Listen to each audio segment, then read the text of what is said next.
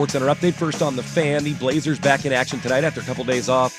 They're in Oklahoma City visiting the Thunder. OKC on the back end of a back-to-back after losing in San Antonio Tuesday. For the Blazers, Matisse Thybulle is out. DeAndre Ayton doubtful with a finger injury, and Anthony Simons questionable with an illness. Tip-off is at 5. Thunder favored by a dozen. Significant injury news in college football as Ohio State Buckeyes center Seth McLaughlin will miss the rest of the season after suffering an Achilles injury in practice this week.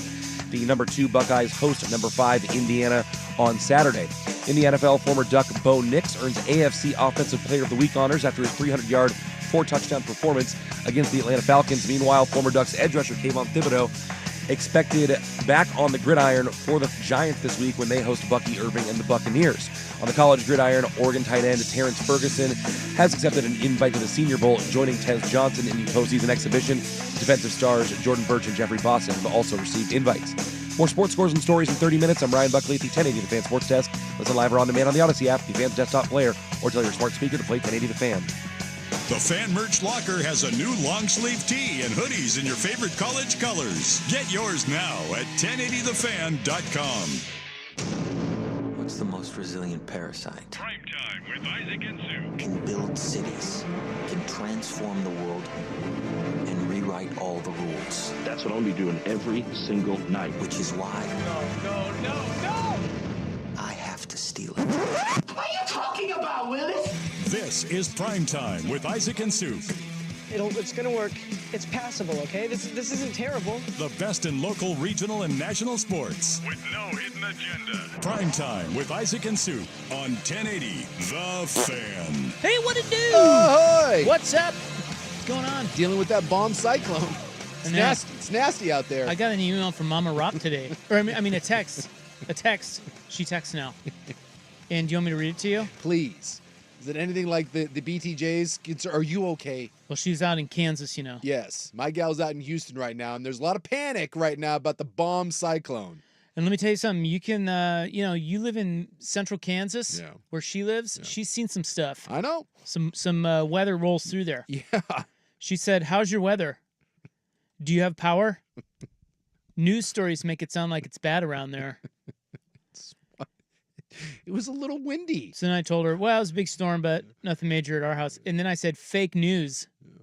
And, of course, she's like, what does that mean? Oh, she went, okay. And now I'm like, okay. Okay. You've gone down a hole. Just let it go. It was not that bad. No, it was not. Talk to you later. It was not.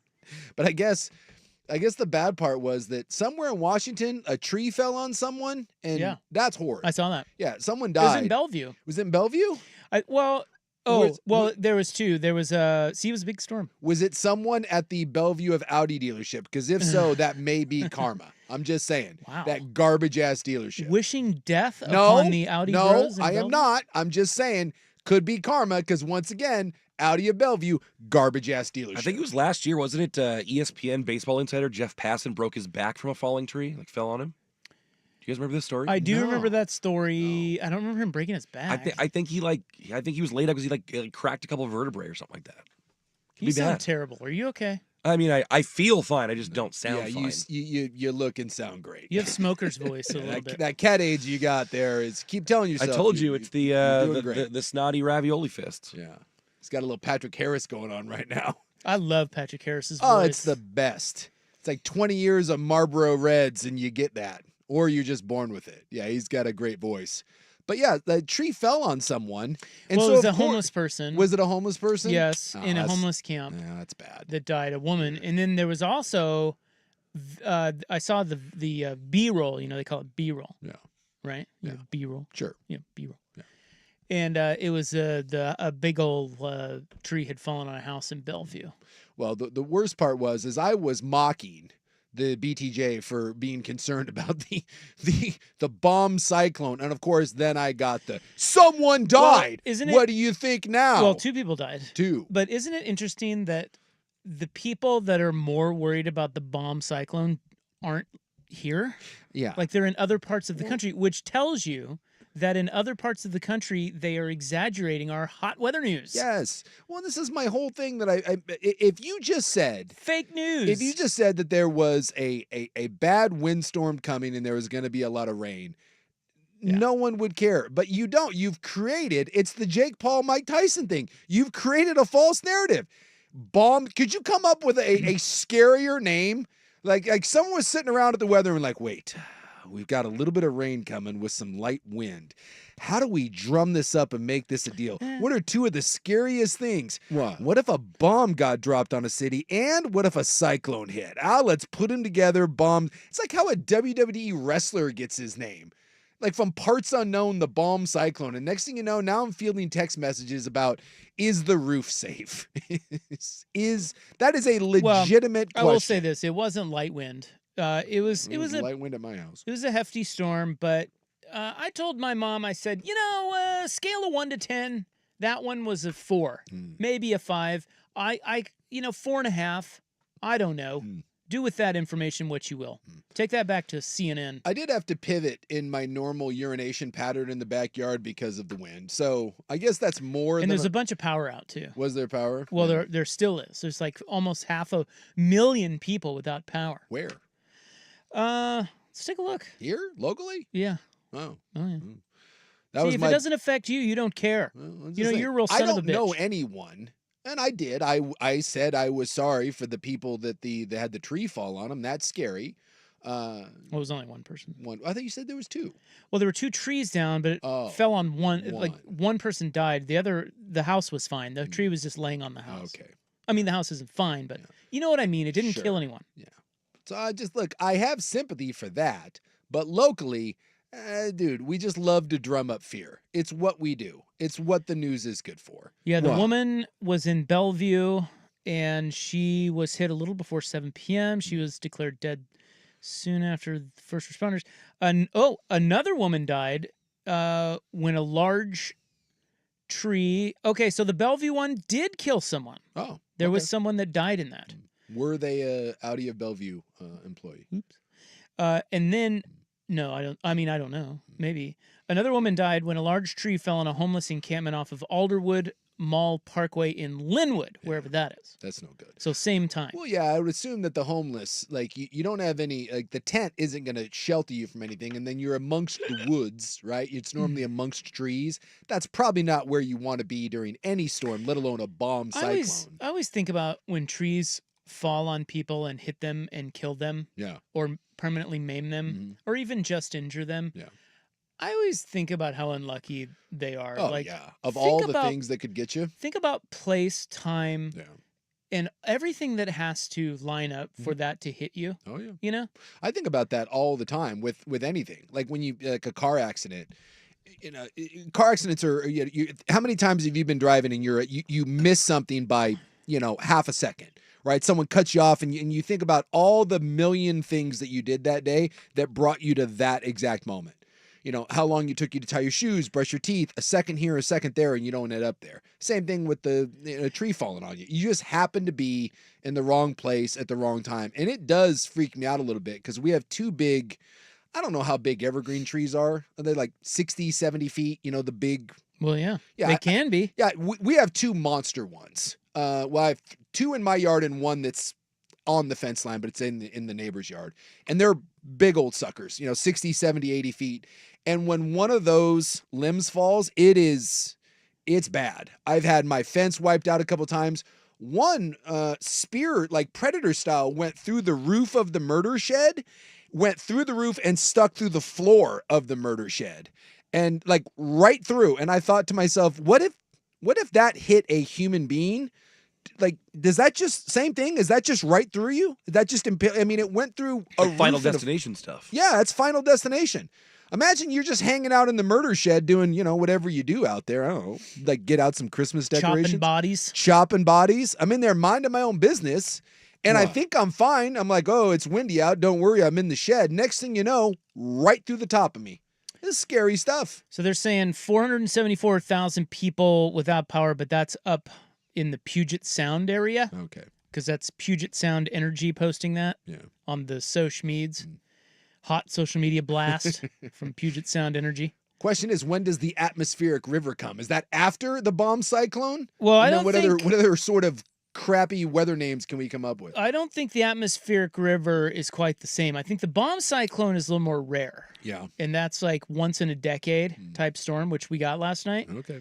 And they said that a lot of people up there will be out without power for several days. Oh. But it's not. It sounds like Issaquah got the worst of it, whereas you and I, Those poor bastards in Issaquah. did not. No, we did not.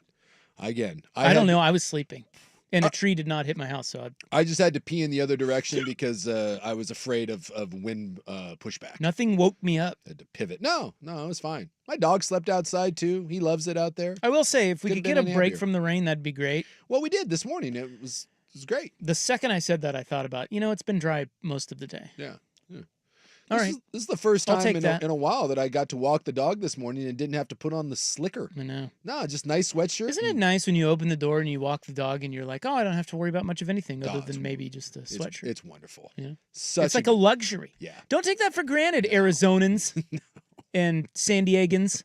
Yeah, I try to time my night walk with my dog around. Me too. I just but I'm always kind of peeking outside to see how is it now? How is Yeah. it now? And you're rolling the dice every time. That's a great Northwest thing, isn't it? Yeah. Is that you have to just you only have a certain window to walk the dog, and sometimes it's the lesser of two evils. It's just not. It's going to be raining on you. It's just not raining as hard as it was an hour ago. You got to, I always say, you got to enjoy the little things in life. You enjoy every sandwich. And sometimes your sandwich is just a nice little dry pocket to go out and take the dog. And if that's the best thing that happened to your day, you know what? That's not too bad. You take that as a W. It's like the rebuilding Blazers. You take the W's when you can find them, right? You don't stare a W in the eye. You I don't just think you accept should it. call them rebuilding anymore. No.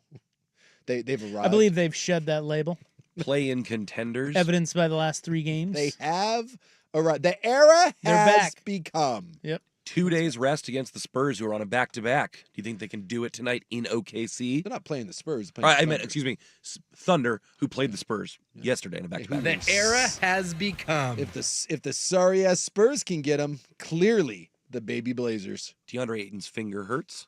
So Is that there's like 4 games in a row that he's missed because of a It was finger? listed by the Blazers PR as deep finger contusion. Deep? A finger contusion. Is there someone in the league that wants to play less than him? Well, do you think maybe the organization's like, Zion. I don't know, maybe. man. He Sit wants to this be out one there out. dominating. I don't think he does. I don't think he That was his nickname. I don't think he Yeah, cares. I I don't think he wants to play Xbox. Yeah, I think there's an element to that. Yeah. Maybe he's excited about the bomb cyclone because it may bring more snow day excuses. Like, I'm not saying that a finger doesn't hurt, but Watch him cover his driveway in ice all winter. he's just He's like, I can't he's make just out with a garden hose. And He's- we're like, it's like sunny. Nowhere else is icy. Also, Well, DeAndre, you had a year to figure this out. he's just like, what kind of car do you have? He's just driving one of like I don't know. He's riding around on an old timey bicycle with just that big front tire. He's like, that's all I got. all of I a sudden, can't get up. the single best free agent motive is city with bad weather and a terrible driveway.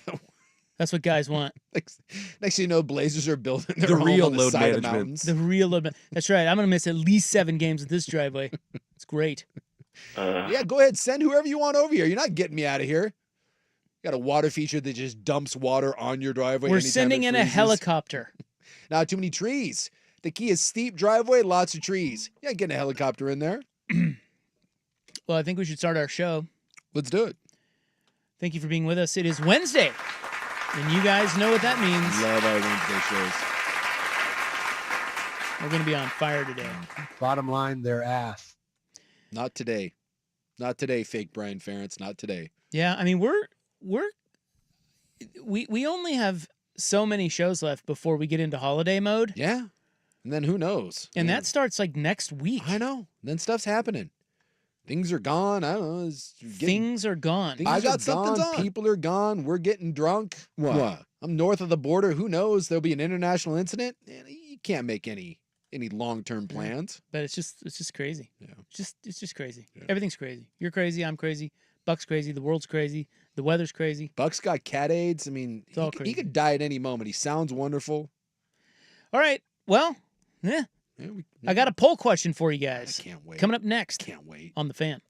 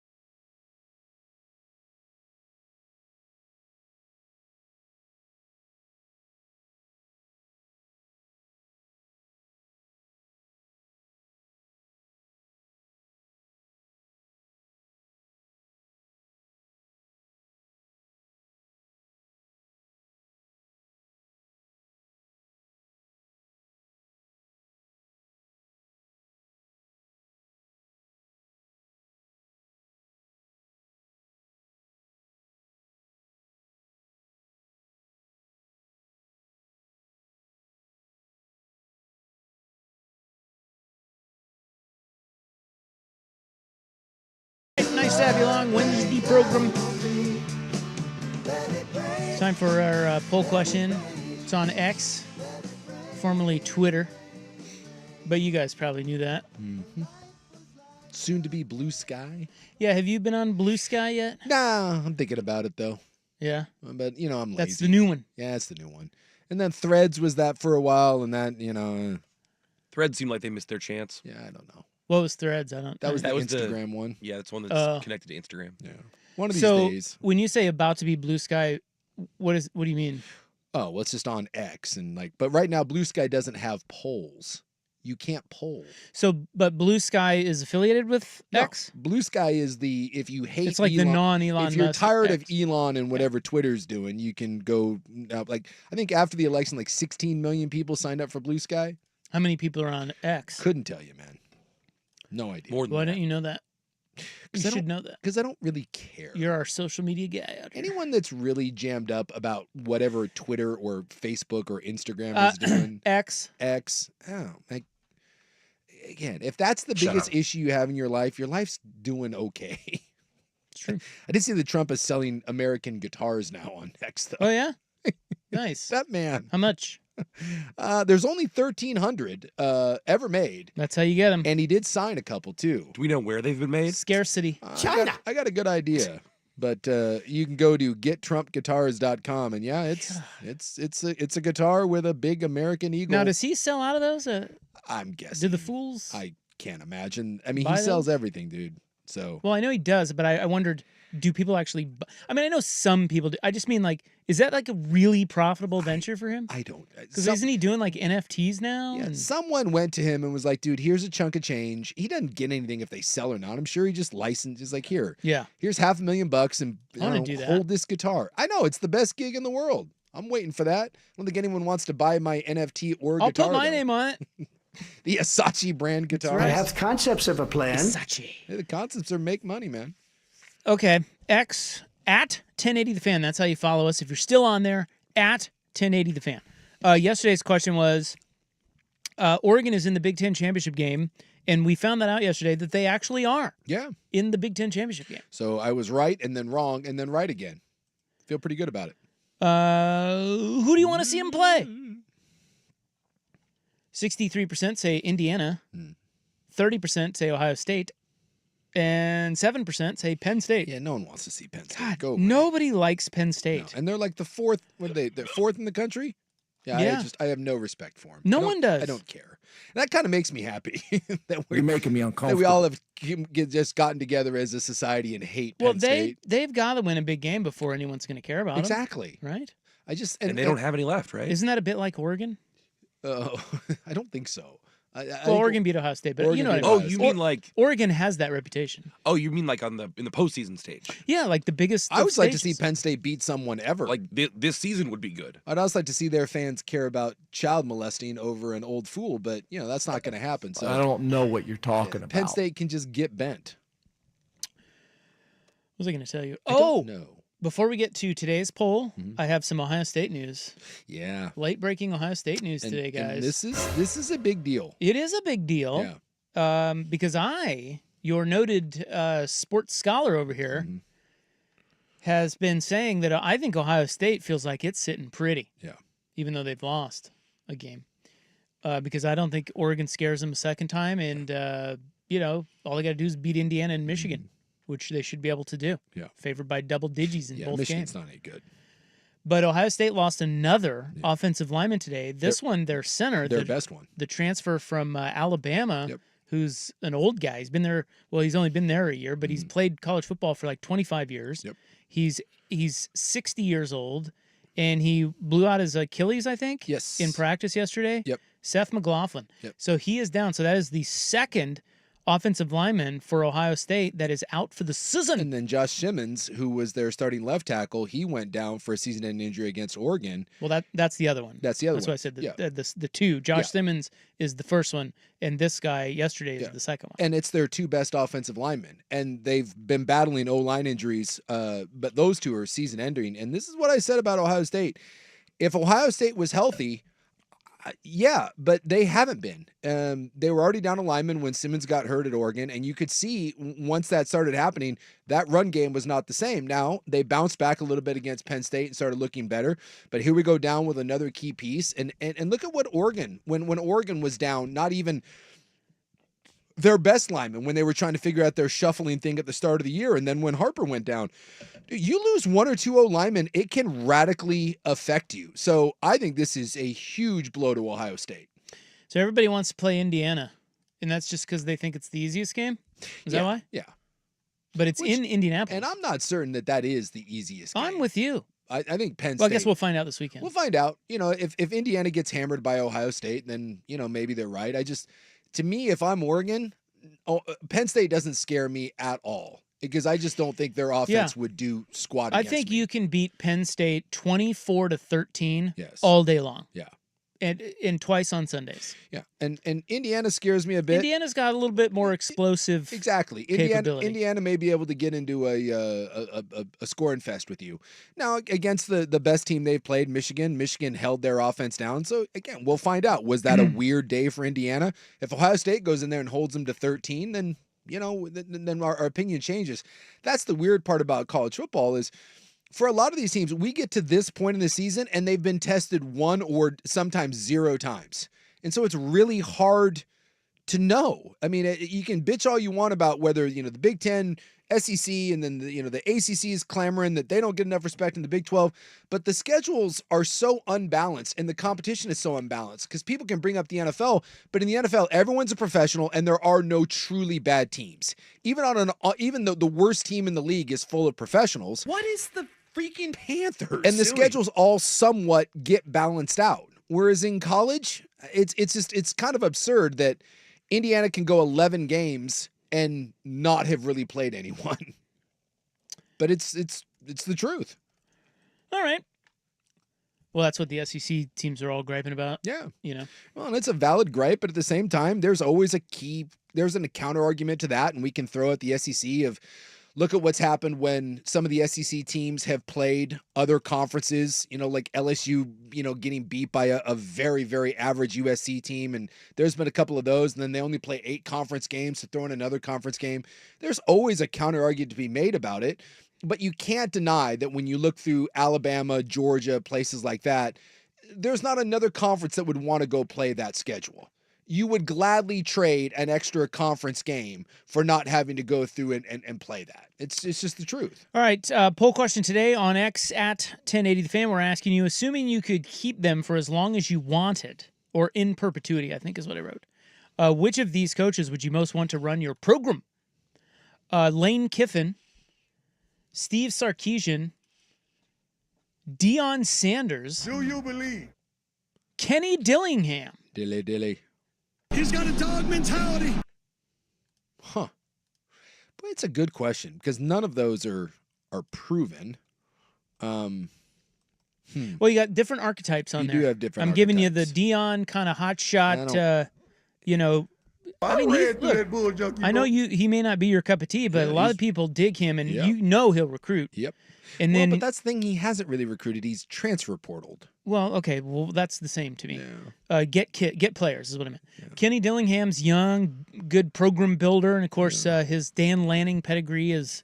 A lot of people are liking that, and he's like a lot of people get behind him. Yeah. And Sark and Lane are both kind of the same thing. They're proven, but neither one of. I mean, Sark went to a one playoff. Lane hasn't gotten there, but Lane hasn't had the teams that Sark has had. Boy, that is a good question. I don't really know where to go with that. You've kind of stumped me. You really have. Finally. I normally it doesn't take me that long, even if there's one or two answers. I think I could flip a coin on this. I think. You know who's winning? Do you want to guess who's winning? The Lane by train? A lot. The Lane train? Kenny Dillingham. Really? Dilly. He's got a dog mentality. See, people love him. Yeah. But of course, around here too, he was the OC at Oregon, so a little bias, Sure. Out there. Well, again, I would like to see him do something other than 8-2. I mean, what he's done is incredible. The same thing with Deion Sanders. I just think honestly, the safer picks are Lane and Sark, especially if I'm at a big time program because I know those guys. I think I'd lean towards Lane. I think I would take Lane and Sark. I would take the known commodity over Dillingham and Dion.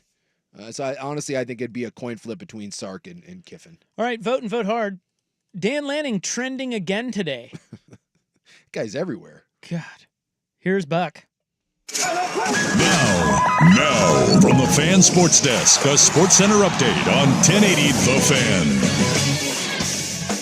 Ryan Buckley with this Sports Center update. First on the Fan, the Blazers back in action tonight after a couple days off. They're in Oklahoma City visiting the Thunder, OKC, on the back end of a back-to-back after losing to San Antonio on Tuesday. For the Blazers, Matisse Thybulle is out. DeAndre Ayton doubtful with a finger injury. Anthony Simons questionable with illness. Tip-off is at 5 o'clock. Thunder favored by 12. Significant injury news in college football today as Ohio State Buckeyes starting center Seth McLaughlin will miss the rest of the season after suffering an Achilles injury in practice this week.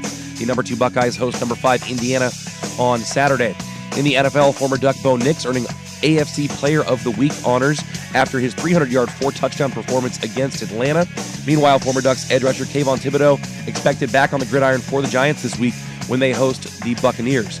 And on the college gridiron, Oregon tight end Terrence Ferguson has accepted an invite to the Senior Bowl. He joins Tez Johnson for the postseason exhibition. Defensive stars Jordan Birch and Jeffrey Bossa have also received invitations to the event. More sports scores and stories in 30 minutes. I'm Ryan Buckley at the 1080 The Fan Sports Desk. Listen live or on demand on the Odyssey app, the Fan's desktop player, or tell your smart speaker to play 1080 The Fan. The Hot Corner, now in its new time. Tuesdays at 7 after Isaac and Sue on Portland's Sports Leader, 1080 The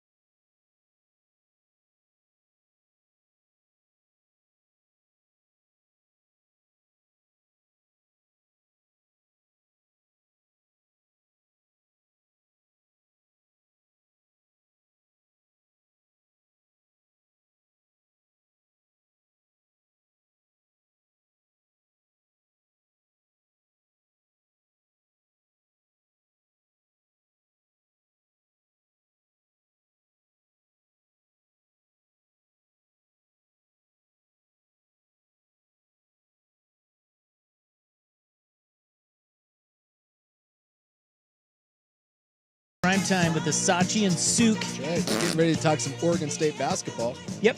Yeah. We're going to talk about the Utah Tech game? Yep. Or do you want the Western Oregon breakdown? Well, I think it should be a big 90-minute preview of the Civil War tomorrow. Oh, yeah, that game's on the Fan tomorrow. That's Yes, it right. is. Did you know that? 7 o'clock. I think 6:30. Well, 6:30 is the pregame. Yeah. Then, Well, don't miss the pregame. no. Not with the Beavs, 4-0. Are you kidding me? Are they 4-0? Yeah, Utah Tech, Weber State, Western Oregon, and Cal State Fullerton bitch slapped by the Tinkler. Smoked them. The Ducks are 4-0 too. What's the spread? Let's guess the spread right now. I'm Go. going to say Oregon Go. by 7.5. Where's the game? Do we know? I think it's at Oregon, but I don't know that for sure. It is in Corvallis. I'm going to go 10.5 Oregon. I'll say 6.5 Oregon. Okay. Oregon State basketball. Do we have a way to pay that off? I'm or- looking at it right here. Yeah, Soup's looking it up. I don't think they have lines already for tomorrow's games, do they? Probably. What do we got here? But I hate when you go to a gambling site and then they give me the. you must log in. Why I get that if you want their pick, that's fine. Yeah. But give me the bleeping spread. You can't just. Yeah, losers. Oh, dude, that drives me. The spread, bros. Yeah, it drives me bananas. I don't know. Who So- cares? Yeah, but I can get $60 worth of free premium member picks if I put in Yeah. I was going to say, hold on. If we're going anywhere, it's to John Anthony. my. Yeah, where's the Confirmed confirmed information? This voice, I'm going to take his spot pretty soon. Confirmed information. Is anybody watching college basketball yet besides me? Because my yeah, Jayhawks. that one guy on YouTube that was angry that we were talking college football, and then when Buck asked him what we should be talking about, he mentioned the Beavers playing basketball. I was like, Oh, is that why you said that? that's why I said it. Oh. Yeah. I was like, I just love there's a guy out there that's like, this college football playoff stuff is ridiculous. It's exhausting, he says. Talk about the Beavs. Well, I'm kind of with him. It is exhausting. I've got a preview here. 13, by the way. Oh. Is that you found it? Yeah, this is Oregon. Yeah, I think we got this you was from sure? earlier in the year. This was preseason, so I don't know if Oh, that's changed. That's the old look ahead line. The old look ahead line. You sure that's not football? God, are we going football now? No, the look Football ahead for line next would be season? more than 13 No, on that, right? I don't think so. Not at the start of the year. Oh, for God's sakes. I may be wrong, but we'll find out tomorrow. How about Well, let's go on this journey together. Let's be honest. Sorry to that YouTuber. I was not prepared to break down the Tinklers' big 4-0 record I am. against Utah Tech. You know what my hot take on that is? Yeah. They haven't played anyone. Well, they haven't left Corvallis yet either. Well, give me the 4 teams they've played. I just did. Oh, you did? Utah Tech, Oh. Weber Thanks for State, listening. Western Oregon, I didn't even hear. He and went through Cal all of them. State And I didn't. Fullerton. Yeah. Way to pay attention. dude's story. Yeah, Come you on. don't care about the Tinkler. You're busy living in Jayhawk land and That's number right. one teams in the country. and- Hey, we're a football school. That's right. BYU is going to become a basketball school after we get bounced by ASU. We're going back to dominate the Big 12. Do you think they're going to beat ASU? No, I don't. I was thinking about that game today. Nah, I don't. ASU's favored. It just Yeah. it feels like and it bothered me that the committee dropped them as much as they did. But you knew that as soon as BYU lost, anyone in the Big 12 was going to get dropped. They're going to have to win the whole thing in order to get in. But we see this all the time.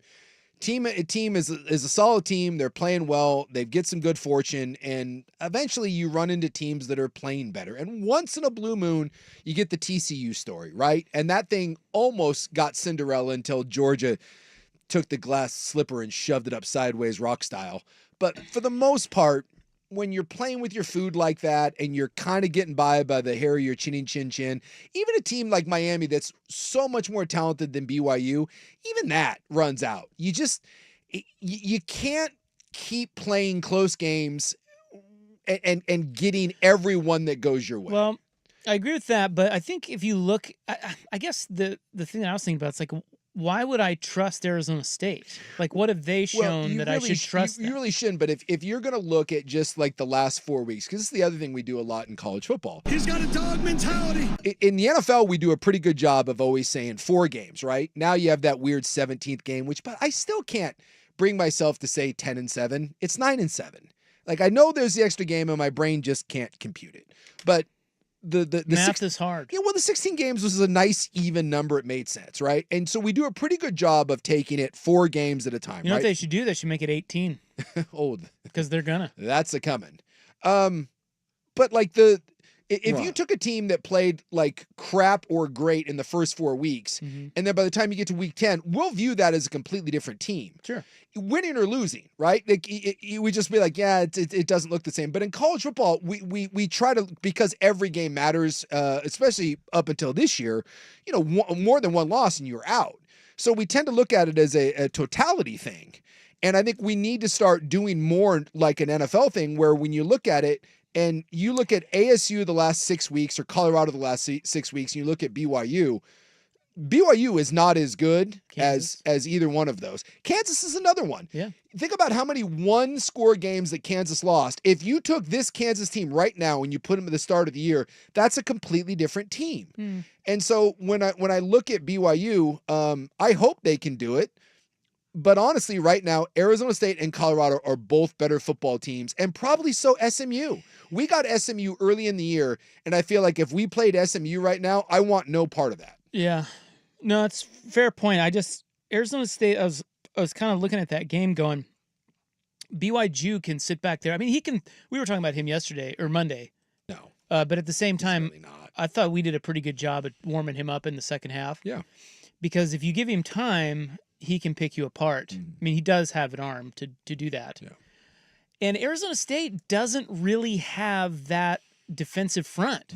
And that's why I was like, it's kind of going back and forth in that game, going, well, maybe BYU, maybe it's a good matchup for them, because Arizona State can't really rush the quarterback as well as they would like, because you got to really keep that guy. Yeah. You got to keep that guy on his toes. It worries me because when you go back since the Central Florida game in the second half, where it kind of started to get a little wonky for us, and then against Utah and Kansas, our offense has just completely disappeared. And I want to believe that that's just a blip on the radar, but I just blippity blip. It concerns me. Like I said, I think we were getting by with some good fortune, and it may run out. But if we get ASU, Houston doesn't scare me, and then you got one game, and probably Colorado, and we'll see what happens. Hey, good game, big game.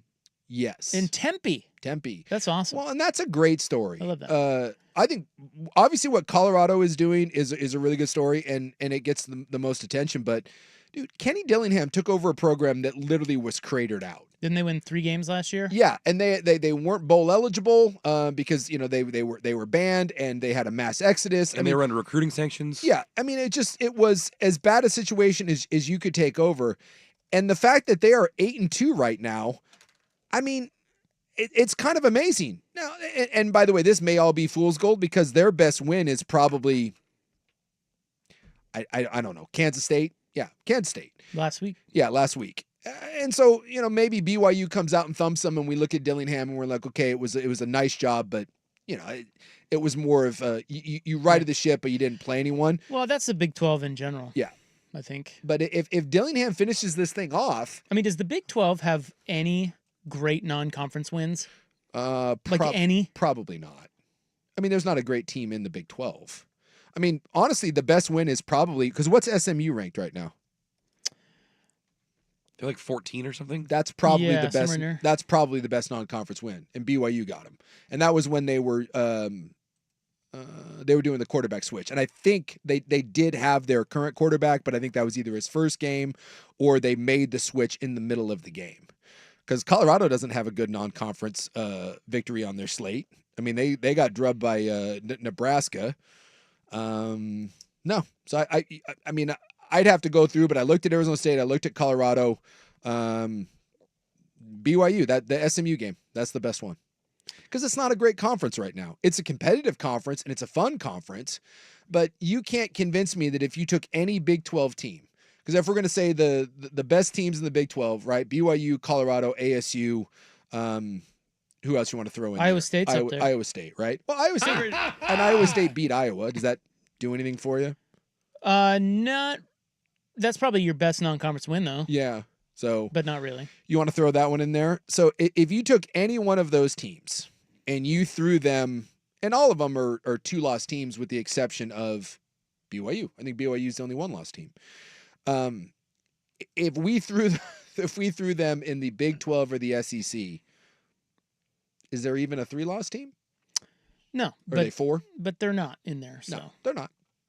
But I think we can be, and your schedule, you can only play the schedule, but I also think we can be realistic when you look at this and just say, if you put them and you took any team from the Big 12 and you made them play, and to be fair, Oregon didn't have to play every good Big 10 team either.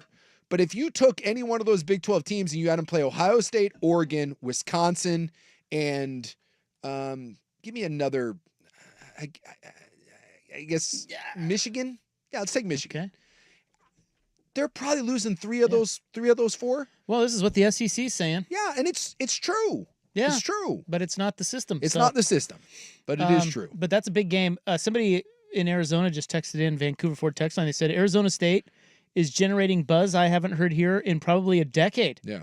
The tickets for the BYU game, cheapest is over $200. Yeah, Kenny Dillingham. Wow. Well, there's a lot of Mormons in Arizona. Yes. Lots. Yeah. Well, there's a lot of Mormons everywhere, aren't there? Yeah, generally, but not in. We have certain pockets like Idaho, a lot of Mormons. Arizona, a lot of Mormons. I don't know why. Maybe Mormons just like nice weather, but there's a ton of them in Arizona, and so I guess Dillingham got concerned because everyone was buying up tickets on the secondary market, and they were all BYU fans. And Dillingham was like, hey, yeah, he came out at his press conference and said, dude, if you sell your ticket, you make sure whoever you're selling to shows you a hat, a shirt, something. I heard that and I was like, hold on a second. Does he think most tickets are now bought and sold like person to person? Yeah. Like this all happens on SeatGeek. You can't show me a hat? Like, what are we doing? I thought it was kind of adorable. What percentage of tickets are bought and sold like that? That he's a 5%? young guy, that I'm showing up to someone's driveway. Wow. I'm like, I'm going to need to see your Arizona I love the State sentiment, but like, that's not going to happen. Yeah, there will be, that will not be a small contingent of BYU fans at ASU. Hey, man, I just think it's cool that that's a big game down there. Yeah. Come on, let's go. Well, it's always weird because you see this in the NFL sometimes, and you can get in college when it's a big moment and you're at the home stadium and the other team's crowd is making noise. You're like, oh, gosh, like you got a little juice. Well, then that usually fires up the home crowd. Yeah. Because then they're like, well, we can't have this. But there will be a moment when ASU has the ball in a key moment, and the BYU crowd will make enough noise, and you'll be like, oh gosh, it feels like a BYU game. All the hots. You know what Arizona State needs to do as a tactic in this game is they need to utilize their hots on all those little poor Mormon boys. Yeah, what are they? They're not those sex-starved Mormon boys. They're not ready for that. They're not ready for the ASU hots in their little Daisy Dukes. I will say, having played at ASU, it can be quite distracting. Yeah, I went down there once and fell in love 800 times. Yeah, we were playing there, and 900 times. Right behind our bench, they always put a nice rowdy crowd behind our bench, but boy, I'll tell you what, it was very distracting when you're on the bench, and I would say like the first 15 rows, man, that is something else at Sun Devil Stadium. What's the weather going to be like? Probably nice this time of year, right? I'm going to say 72. 72 and warm. Okay. Sunny. What time's the game? Because right now it's 12:30. Our time. It's 4:00 on a Wednesday, and it's 76 right now. Yeah, it's gonna be nice out there. It's gonna be just fine.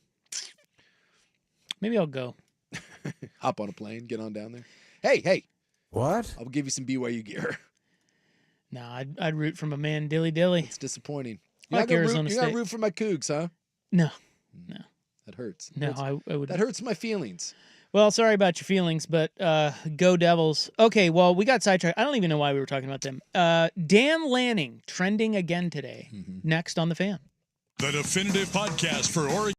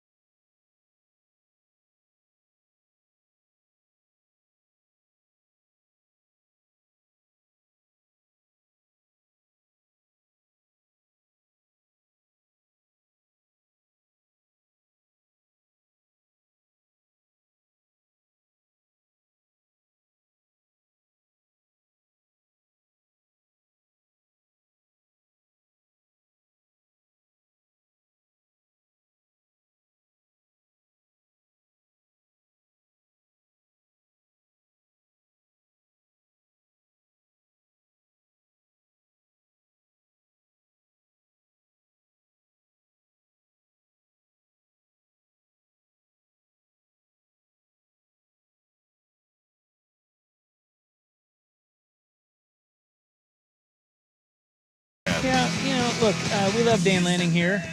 Interview him every Thursday, although this week he will be off recruiting. But he is trending again today, and this has become a thing. And maybe it's just because we're in Oregon. It's a bit ridiculous. It's a bit much at this point. Now it's over the top. Yeah, because this week, so he trends every week during midweek, Tuesday or Wednesday, because Oregon puts out its hype game video from the weekend before. Really good job. Their cinematic recap series called Ducks versus Them. And I don't know how they do it, but they get that sucker to everybody sees it. Mm-hmm. I don't know how they do They that. release it on every social media channel they have on like Monday or Tuesday evening. Nah, I know. I just like Pat McAfee's always talking about like I think they send it to specific people to circulate it. Well, the people are also now expecting it every week, and in this like social media landscape we're in, everyone is content farming. They're all looking for things that'll get clicks and that will drive internet traffic, and this is that. They do such a good job of it that it gets Dan Lanning trending every week, because this week it's the oh my god, Dan Lanning so amazing, because what happens is they shoot all the behind the scenes stuff, which people just love. They eat it up. And we got to see the behind the scenes of how the whole thing came about them jumping around to jump around. Sure. And it was in the video. It's like 9-minute video or whatever. And it's really good and really well done. They do it every week.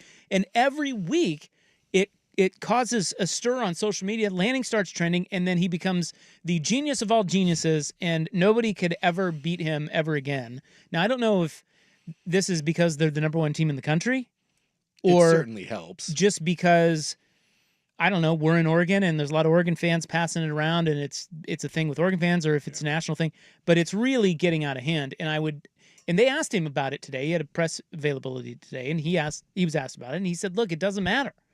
As much as we like him, and he is super likable, he's motivational, he's all these things. He's tough, he's focused, he's smart, he's detailed, he's a real leader.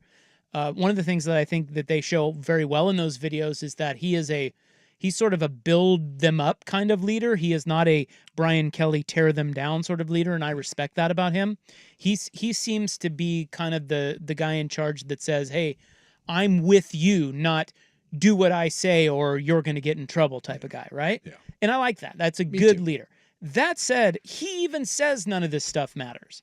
He says it's all out of hand and it really doesn't matter all that much. You guys still got to go out there and execute. Yeah. But the idea that they're like the headlines, how Dan Lanning weaponized jump around. Oh my God. Like that stuff just, that had nothing to do. Again, right after that was the 4th and 9 play. And I'm telling you, go back and watch. The Wisconsin kid is 2 inches away from knocking that ball down, and we're not talking about this. And I promise you that them jumping around did not lead to a 2-inch difference in that pass. And Lanning was the first one to say that had nothing to do with it. That was just when it happened to fall. But we just love narratives, and right now he's the hot girl, and he's making fetch happen. And it's just true. We do this all the time with the kind of the latest thing, and we love trends and we love buzz. And right now, Lanning can do no wrong. I think but it wouldn't be that like he wouldn't do it. It wouldn't be going on if they weren't number one, but also I think this whole week to week behind the scenes is kind of unique. And so if they were 7-3, maybe no one cares, but because they're number one and you get the unique content, it just blows up every time. It's not that unique though, because Colorado does this, a bunch of teams do it, but the difference is Oregon I think does it better than most, and Colorado isn't number one. Oregon is. But like Colorado did this last year, to start the season, and they were like the number one like watch team in college football, and then they didn't win. Dude, you can have all the sizzle you want. Jake Paul got 60+ million people to tune in to watch him fight an old geriatric fart. And that's great. But if the next time Jake Paul goes out and he gets his head bent backwards, we're done watching. Is it adding pressure? Are they actually in a very inadvertent way hurting Oregon's run here? I don't think so. You're growing the army of haters. That's what's happening. Well, that's certainly happening. Like you're creating more people that are going to point and laugh when you fall and stumble. Well, and not only that, but you better win the big one now. Yes, because now you've built this up to where it's like, hey, this guy's so amazing. This team's number one. They're amazing, and it's a great marketing tool, which I think was the whole point. But now it comes with this other thing that you have all this exposure, and people are going to point to it as soon as you stumble. It's like the like DeChambeau when he was doing the I'm going to hit it as far as I can. I'm going to get it big as I can. I'm going to do the weird iron thing. Like he set himself up, and he did the garage workouts and all that. Like you are going to build haters, but you're also going to be people, you're going to build eyeballs to your program. And I think Oregon and Lanning obviously are very comfortable putting a target on their back, from the floating duck at Big Ten Media Day, to the videos, to that team out west, to the jump around thing. They do to shout. They do not have a problem. Say, look at us, we're different here. Come and get us. And I appreciate that, because when you have that sort of bravado, look, you're gonna get slayed. It happens. But that sort of confidence and swagger, when you back it up, it's one of the coolest things in sports. Like, I am not a big, that doesn't do a whole lot for me. The flashy thing, I said all along, like when I was coming out, I would have gone and played for a Mike Riley or a Chris Peterson type. I don't really like the hyper alpha male sort of stuff. But watching, one of my favorite teams to watch ever was when Miami was rolling. When Miami had it cooking down with the U, I'm sorry, that is must-see theater. From Vinny Testaverde walking out on Penn State, and by the way, they lost that national title game, but you couldn't take your eyes off of it because you're like, oh my God, how awesome is it to watch those guys get taken down? But more often than not, Miami backed it up and they were the bullies, and it was awesome. And I love that Oregon doesn't mind playing the bad guy. They're saying, hey, if you're riding with us, we got all the room on the bandwagon as humanly possible. And if you don't like us, F you, beat us. And that sort of mentality and that sort of bravado, it's like you see this in boxers, you see it in MMA fighters, and there's a reason why Conor McGregor, for whatever you think of him, was the biggest star in MMA history. Because you want to see him either get knocked out or you want to see him knock someone out. And I love it. I love putting the bullseye on your back. Yeah, I think that the one thing that he does and I'm sure other coaches, Kirby Smart, I probably came from Kirby Smart. Yeah. Because they seem to do this in the biggest moments. But the one thing that I think he's really good at that is highlighted in these videos is how he and his other coaches, they tend to lean into the moments that should create or could create anxiety or pressure for their players. Like, they go right to those moments and they embrace them. And they basically always just go back to, I've been watching those videos every week. They go back to technique, fundamentals. We practice for this. All you have to do to weather this storm, to get through this moment, to come back and win this game, to make this drive happen, is technique and fundamentals. So the moments where pressure may get to a kid or they may start to think too much, they simplify it. He's really good at that. And it works. Yeah, and I've never played in a national championship game or anything like that. I stood on the sideline in some big NFL games. But I remember like being at Alabama, Florida State, we were playing the defending national champions. And when Chief Osceola comes out with the horse and the spear, the flaming spear, and sticks that in the ground and everyone starts and you get 80,000 people doing that. You can say all you want that stuff doesn't affect you, but there's a little bit of you where you're like, ooh, like there's a chill that runs down your spine. Like you try to block it out and you're like, dude, we're going to go shock the world. Dude, it's a hostile environment. There's a reason why places like that are hard to go win. Autzen Stadium is a tough place to go. Go ask Ohio State. That place is rocking. So yes, if you as a coach, and I thought it was a real good thing that you said, when you can lean into those moments and you can take away the anxiety and you can be like, hey, this is what we do. This is what we embrace. It's the whole cooking on their grill thing. Little things like that. Absolutely. You know what? I'm going to cook on your grill. And to a kid and to a recruit, they eat that up. As opposed to, and again, I always go back to Brian Kelly because he's such an ass. Yes. Jumping in your huddle and going, right here, do what I say right here. And, it's, I don't know. There's just ways to motivate and there's ways to do it. And I think Dan Lanning and his staff, they do it really, really well. Yeah. And so it's not like there's no substance to it. I just wonder how much, like, it's kind of getting over the top now. A little bit, yeah. But, the flip side of that is they've already done one of these for the Big Ten title game. Yeah. He is looking for the most minute little advantage anywhere he can get it. Yeah. And earlier in the year, when they went to Purdue, they stayed at the hotel in Indianapolis. That they'll stay at. And so he's already got them thinking, hey, we want to be back here. Yep. You're familiar with this. You've been here before. A little bit more comfortable. Yep. It's just think about that Ohio State game and how close that was and the margins, right? Stuff like that. in college football, 90% of the time when you're a team like Oregon, you just win because you're better. But when you play a team that's equal to you, it's one in the margins. Yeah. And that's a guy that wants from the penalty thing, right?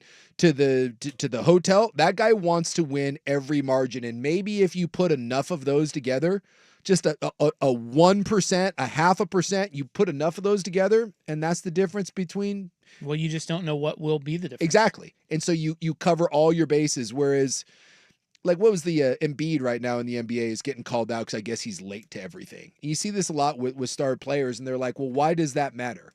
And it's really hard to get all of the little things right, or all the big things right, when you don't do the little things. Yeah. You really, and he preaches that. Yes, it's the teams that have attention to detail, and all the little things get taken care of. And it's amazing how often those little things lead to the big things falling in place, as opposed to the attitude of that stuff doesn't really matter. Mhm. That's what ends up costing you. Maybe not in the immediate, but somewhere down the road, that lack of detail comes back and bites you in the ass. I mean, BYU, it was a great team, but it's their season's on the line at 4th and 4, 4th and 5, and they jump off sides. Yeah. You see that all the time, and you're just like, there's your undefeated season right there. Vancouver Ford text line 503-864-6326. A few thoughts on this we'll get to from you coming up next.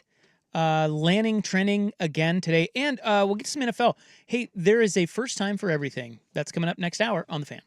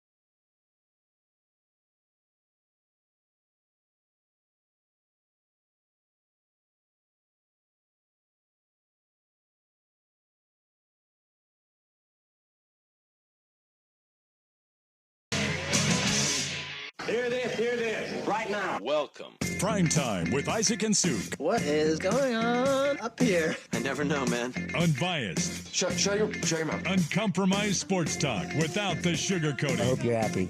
You wasted everyone's life for 30 seconds. Isaac Rupp and Jason Sukanik. Now shut up and let me do my job. The best in sports coverage. This is gonna be great. This is Primetime with Isaac and Suk on 1080 The Fan. All right. What are you doing? True story. What are you doing? I don't know. Are you still hunting for a Ducks Beavers point spread for that tomorrow? doesn't exist. I've given up. You cannot. They don't have it on DraftKings. They don't have it on my offshore book. I don't think with it doesn't college exist. With college basketball, I don't think they put them out till the day of. Are they worried about the nefarious what have yous? I don't know why they do that. Probably because there's just so many games each night that they. I guess. You know. I just couldn't believe I couldn't find that spread anywhere. I was actually debating whether or not to. I may be forced to do something that I don't want to do. There's two things that I hate in this world. One, Audi of Bellevue, and two, Fanatics. And I may have to break down and order something from Fanatics, and I don't want to. Because they've cornered the market. You can buy a car from somewhere other than that horse crap dealership that I hope a meteor hits. But Fanatics has cornered the market in that if Army Navy every year, Nike and Under Armour release special uniforms for the Army Navy game. And it gets my money damn near every year. And Fanatics is the official, like I cannot order anything from Army or Navy, even if you go directly to their website, like the Navy website, it redirects you to Fanatics. Freaking government. Those sons of bitches. They've infiltrated everything. Fanatics is like they're going to have a place at the new czar. They're going to be the czar of sporting goods. Maybe it's Putin. And like the uniforms they released this year, Armies came out like 2 days ago, and they're freaking phenomenal. Are those the black ones? Yeah, the black ones. They came out with the Battle of the Bulge ones, and then Navy came out with theirs today, and they're actually better than Army's. And I'm like, oh. And yet I've been trying to find somewhere I can buy them other than Fanatics, and it's not working. I may have to break down and order something from I'm so sorry. that garbage-ass company that is Fanatics. Your plight. It's tough, man. It's tough. It's tough to have principles in this world, but I'm about to break them. Coming up next, for the first time ever, an NFL segment. Well, we've never done an NFL segment? No, that was first poorly time worded. ever. I can't believe it. The segment is titled For the First Time Ever. Oh, I was going to say, like, I feel like we've talked about the NFL, but maybe we haven't. Maybe There I've is been asleep this whole time. something that is occurring that has never happened in the NFL. A couple of texts, Vancouver Ford text line, 503-864-6326. We're talking about the Dan Lanning effect, and it's getting to be a little much, and it's only going to get worse as they get into bigger games here, Big Ten championship game and in the playoff. Somebody asked, I want to know what would have happened had Oregon been up 40 to start the fourth. Did they look like asshats for jumping around? I don't know. I mean, do they look like asshats for jumping around to shout when they're up by 40? Well, I mean, here's the thing. I think Wisconsin would look like more like a bunch of asshats losing by 40 and then getting excited about jump around. Who was it? There was an NFL game I was watching this weekend, and someone was getting their teeth kicked in, and they scored a touchdown, and the receiver did. The receiver had a celebration. Was it the Jags? I saw that they were down like 21 or something like I that. was like, and what are you? Yeah, what I don't are you remember doing, what it was, man? but yeah, I saw that too. Like you literally are. You're getting run off the field, but good thing you've got your celebration lined up. Like you look more like an ass. I think Wisconsin would look more like an ass for doing jump around down by 40. Well, they always do. I mean, they know. do it every game. I know. But a lot of people are texting in. Several are texting in that Wisconsin's opponents have been jumping around to jump around. Yeah, for years. Yeah, it's a thing. Yeah, if you look up, and I did when the Lanning Jesus stuff started happening, I just Googled, have other teams done jump around? And they're like, yeah. If there's a close game, it seems like a lot of teams embrace the jump around. But did they weaponize it the way Dan Lanning But did? did they get a 4th and 9 conversion right out of jumping around? That's probably reason why everyone's losing their ass. And Deal is in. He says, can't wait until they play in Iowa and Lanning cures the disease of one of the kids in the children's hospital. Goes up and has a leap of faith moment. He's got where the kids on crutches or whatever in the wheelchair, and he stands up and throws them to a side and is like, I got this. Starts doing shout. Another text says, Lanning is a good balance. I think he is a player's guy, but also can be a hard ass. He is Pete Carroll with sternness. Well, again, Pete Carroll's one of the greatest college coaches of all time, so I'm gonna go ahead and just. But he didn't have sternness. I'm gonna go ahead and put a pin in that, and that's the sort of stuff that drives people crazy. Well, I think he's just talking about personality. As good as Chip Kelly was at Oregon, they didn't seem great at situational football. They rarely got into games when it mattered, but it certainly showed up when they did get in close games. I think Lanning seems to take the pressure off of them. Well, he certainly doesn't. He's got big balls from fakes to going forward on fourth down. Wait a minute. What? That was Chip's nickname. Well, Big Balls Chip. I'm sorry. Chip's got please, Dr. Who's Onions. got bigger balls? We're changing that. Big Balls Chip or Dr. Onions Lanning? Balls jiggling? It's Dr. Onions. No offense to Chip, but Chip's gone from medium balls to now we've got Iron Balls McGinty out here, Dan Lanning, because he's just I've yet to see the situation where that guy won't do something that you look at and you're like, what the hell was that? Good or bad? And the other thing I do respect about Lanning is he owns it. Like when it doesn't go his way, and it hasn't a bunch, he just is like, oh, like I believed in my guys. When that fake field goal didn't work, yeah, they instantly panned to him, and you could see it in his face that he's like, here we go again. I'm going to take heat for that one. You know who he kind of reminds me of is Dan Campbell. Yeah? Yeah, I could see that. Just always motivating, always positive, and just always going for it. And there is and that's what they're saying when the whole Dan Lanning to the NFL thing, that's what they were saying is the NFL is the definition of a copycat league, and there are going to be the copycats of Dan Campbell right now. Dan Campbell has built what it really isn't an argument right now. They're the best team in the NFL. Whether or not they win the Super Bowl, I don't know. But it's the best team in the NFL right now, period. And people are going to want to find the next Dan Campbell. And it's funny you mention that because that's why Lanning's name gets brought up, is they view him in that Dan Campbell sort of mode. And also when you look around the NFL at some of the guys that are having success right now, it really is culture builders. You know, for a long time, it was you just needed someone that Sean McVay farted on, right? If you got pink eye from Sean McVay, you were going to get a head coaching job because we wanted someone that could really build and craft an offense. And you look at some of the guys right now from Sean McDermott, certainly Mike Tomlin, Harbaugh, by the way, both Harbaughs, and now you throw Dan Campbell in there. I think there is a little bit of a shift to where we want culture builders. That yes, it's nice to have a Matt LaFleur. It's nice to have a Kyle Shanahan. Those guys can be hard to find. For every one of those, you get I guess that's not true because Sirianni's actually won a bunch of games, but you know what I mean. You get the offensive bright mind that flames out in 2 seconds, like a McDaniels or something like that. And so I think there is an idea of the culture builder. It wouldn't shock me if the Rizzler down in New Orleans ends up getting that job because he seems like that culture builder guy. And I could see where an NFL team quite frankly, looks at Dan Lanning and just simply says, I don't care that it's 2 different games. I want that. I want a culture builder, and Lanning seems like a culture builder. All right. Up next, for the first time ever, we talk about the NFL on the Fan. Excuse me. Seahawks football is on.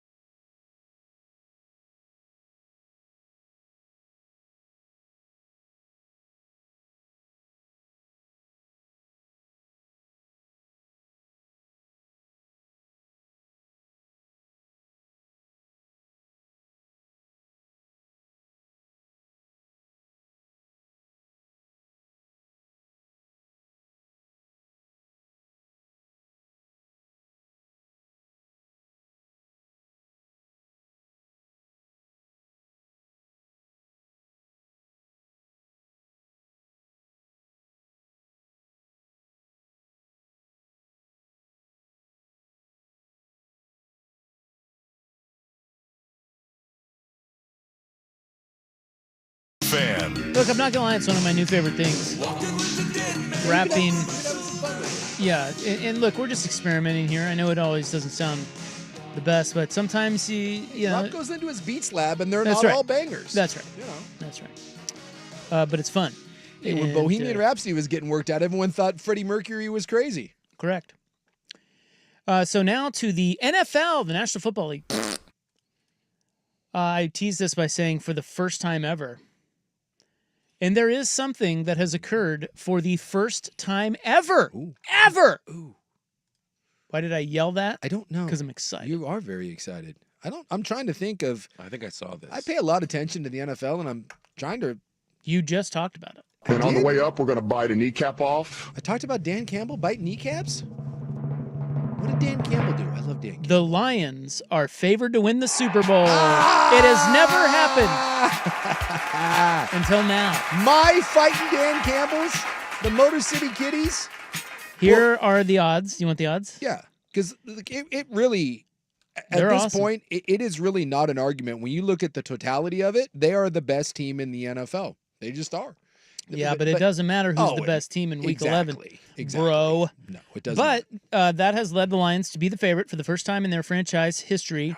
They are plus 320, meaning you would have to bet $100. If you bet $100, you would win $320. Second is still Kansas City at plus 450, Buffalo plus 650, Philly plus 700, and the Ravens are plus 900. That might get my money, even though their defense is kind of a mess right now. Yeah, I feel like they can shore that up. It terrifies me. And then it's a big drop off after that. The only hesitation I have about the Lions, and I talked about this, was it last week? When did they have? No, that was 2 weeks ago that they had the 5 picks. Last week was the Jaguars just beat 52. Did you see that they outgained Jacksonville by 475 yards? That seems like a lot. How Doug Peterson still has a job is amazing. Well, they're probably he's a lame duck. Well, clearly, but I mean, wouldn't you? I don't know. Like it doesn't. Firing him now. It doesn't matter. Everyone knows that entire organization from Bulky to that whole thing is going to get cleaned up. Excuse me. And dare I say, there's Bulky. By the way, can we not gloss over that? That is Trent Bulky's finest sports moment right there. Ever. Excuse me. Well, he needs to be gone too. So good. Fire everyone. And this is going to kind of maybe sound weird because Jacksonville is such a dumpster fire right now. If you're going to talk about the jobs that are about to be open, because you got by the way, you seeing all the details now on the Woody Johnson stuff? Yeah, he wanted to bench Rodgers. Well, there's like 8 of those things that have happened. They said that when he got fired, all the reporters were like, dude, more to come out. The Athletic article it's such a bad beat. But Jets are going to be open. Well, the Jets are open, right? Who else is? Well, the Bears will be probably. Bears will be. Jags will be. I'm trying to think of who else. Cincinnati, or not Cincinnati, but Cleveland could be open. I mean, there could be as many as Dallas. I mean, there could be Raiders could be open. There's going to be anywhere from 6 to 8 of these. There usually is, and I think you can make a strong argument that Jacksonville is one of the top 2 available jobs. Why? I think if Chicago comes open, I still lean towards Chicago as being the best. But New Orleans. Yeah, New Orleans. Just talent on the roster, you mean? Talent on the roster. I just think you've got some young core pieces there, and it's not an older team. And I think in a short period of time with the right additions, I think Jacksonville. I mean, it wasn't that long ago. Jacksonville was a playoff team, and we've seen some regression on the part of obviously Trevor Lawrence. I think some of that has to do with the circumstances around him, but there is some building blocks there. You've got some young talent on both sides of the ball. You need to rebuild the old line a little bit. I just don't think that is 4 years, 4 years away. I think you are one good draft and one good free agency period away from actually. And as long as you can fix Trevor Lawrence, and there's a lot to like about that, right? Lawrence hasn't proved that he's an elite guy, but you look around the league and the jobs that are kind of open, I mean, you by far feel better about jumping in with Trevor Lawrence than you do anyone else. Chicago, I think you feel good about Caleb Williams, but if you said right now, who do you feel better about? I'll take Trevor Lawrence. Caleb Williams has shown me nothing other than he had a nice 4-game sample there. And I think Chicago is kind of built on old talent. And that scares me a little bit. Those are probably the two best jobs with when those jobs become available. But back to my point of the one thing that scares me about Detroit, as good as they are, and like I said, I don't think they have a lot of weaknesses, but you saw this when they played Houston. When you look at the other contenders, so if we're going to take who's legitimate Super Bowl contenders. Well, I just listed them. Exactly, right? Philly, Kansas City, Baltimore, Buffalo. After that, you'd get to Pittsburgh, San Francisco, maybe if you still believe in them. What is the one, and that's, you're stretching it. Maybe Green Bay. But if we're taking the quote, the favorites, Detroit, Philly, Kansas City, Buffalo, Baltimore. And Baltimore. What is the biggest difference when you look at, and I'll just tell you, quarterback play. What is the biggest difference between Detroit and every one of those teams? Well, Detroit's the only one that has this, and it's not, I don't think it's a strength, it's a weakness. They have immobile quarterback. They have an immobile quarterback. Yeah. And what Houston was able to do, because Detroit has the best O-line in football. But I don't care how good your O-line is, sometimes you get heated up, and Houston can get after it, and they made Jared Goff very, very uncomfortable. Who? Jared Goff. And we've seen it over the course of his career, and this is true about most pocket quarterbacks. When you can get into their lap and get them off rhythm, it's problematic that he cannot extend plays. Yeah. And that's the one thing that scares me about the Lions. Can I offer another thing? Yeah, go for it. Didn't they lose another linebacker last week? Yeah, they lost him, but not for the year. I thought he was out for the year. No, I think they said like 6 weeks. Yeah, I think their defensive injuries, you can only lose so many guys. Yeah. Hutchinson's gone. Yep. Another linebacker is gone. One of their DBs too.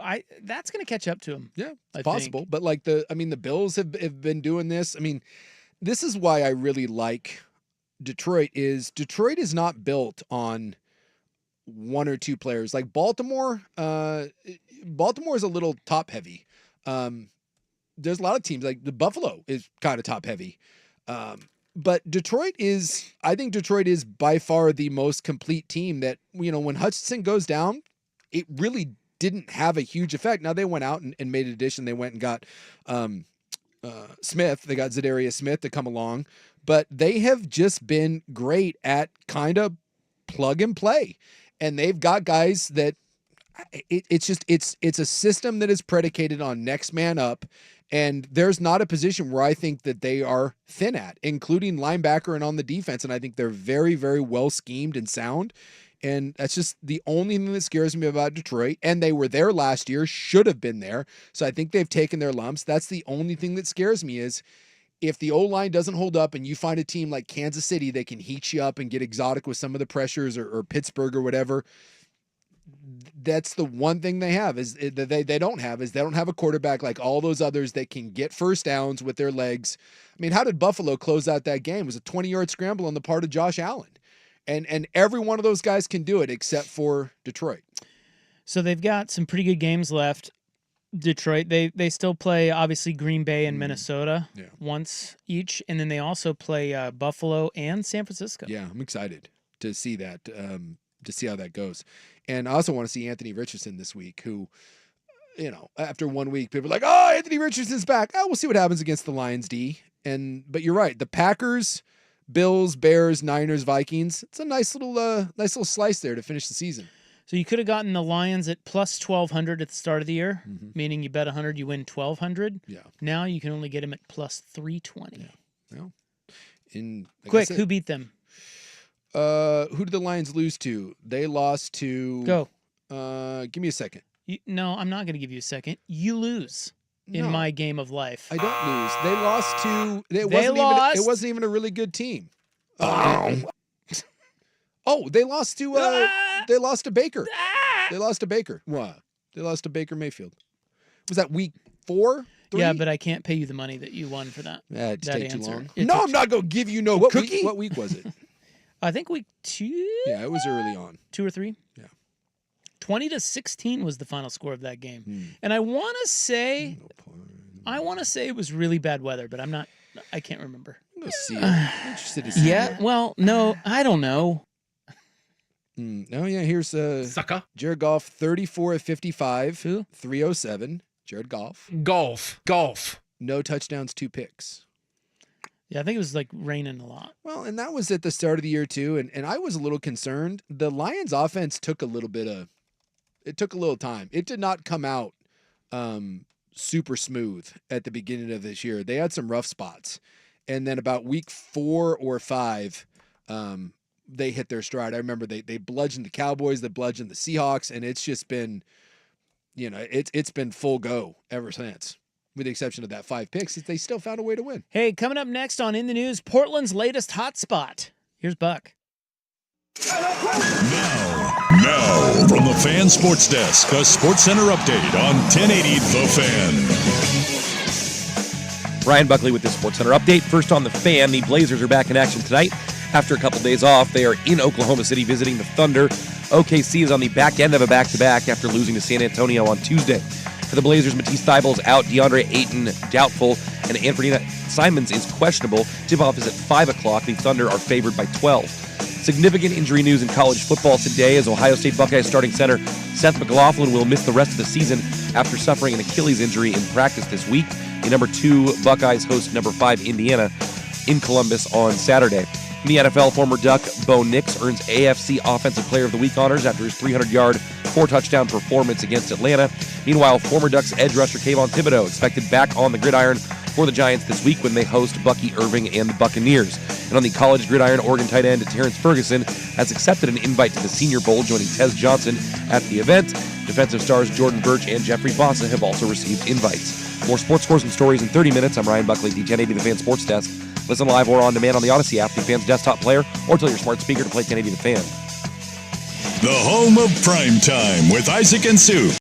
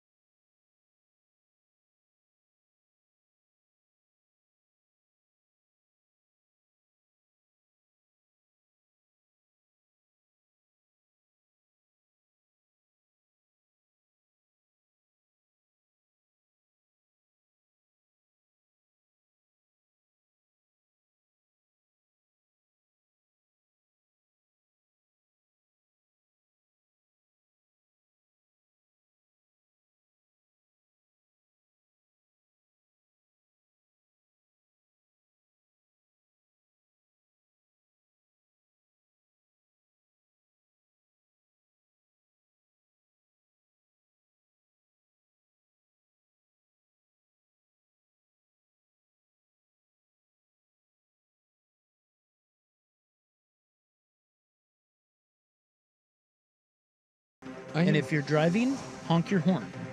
Flash the lights.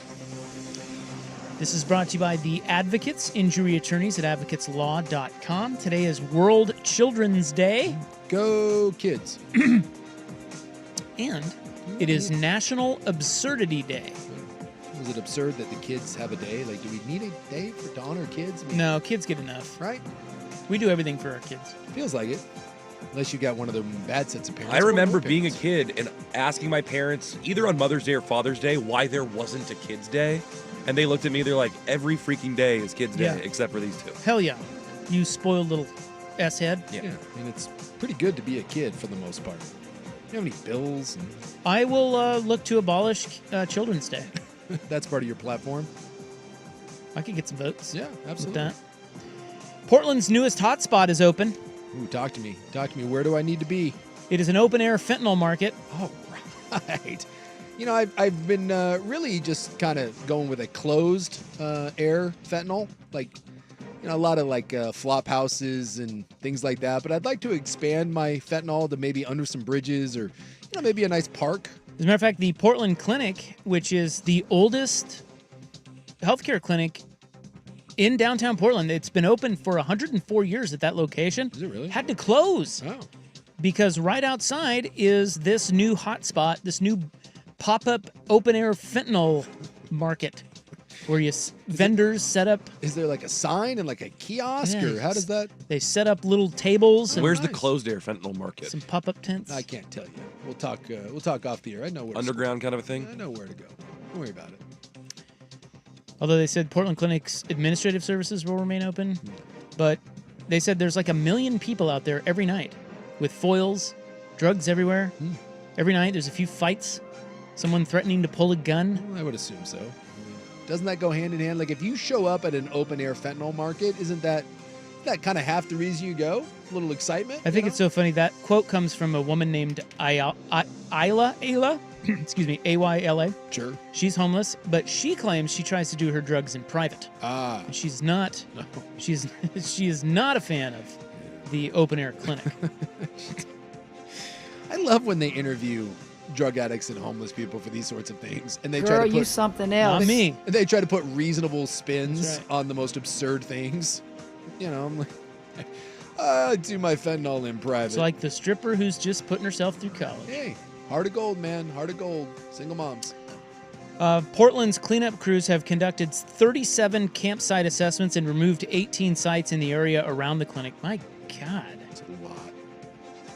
Well, I mean, you want to be, it's like people that like prime real estate, you want to like live where you work, like close to it. Well, it's probably, you know, if I'm a homeless person, don't I want to set up shop where I get my fentanyl? Kind of makes sense. Yeah. I don't want to have You to don't want to like, commute. No.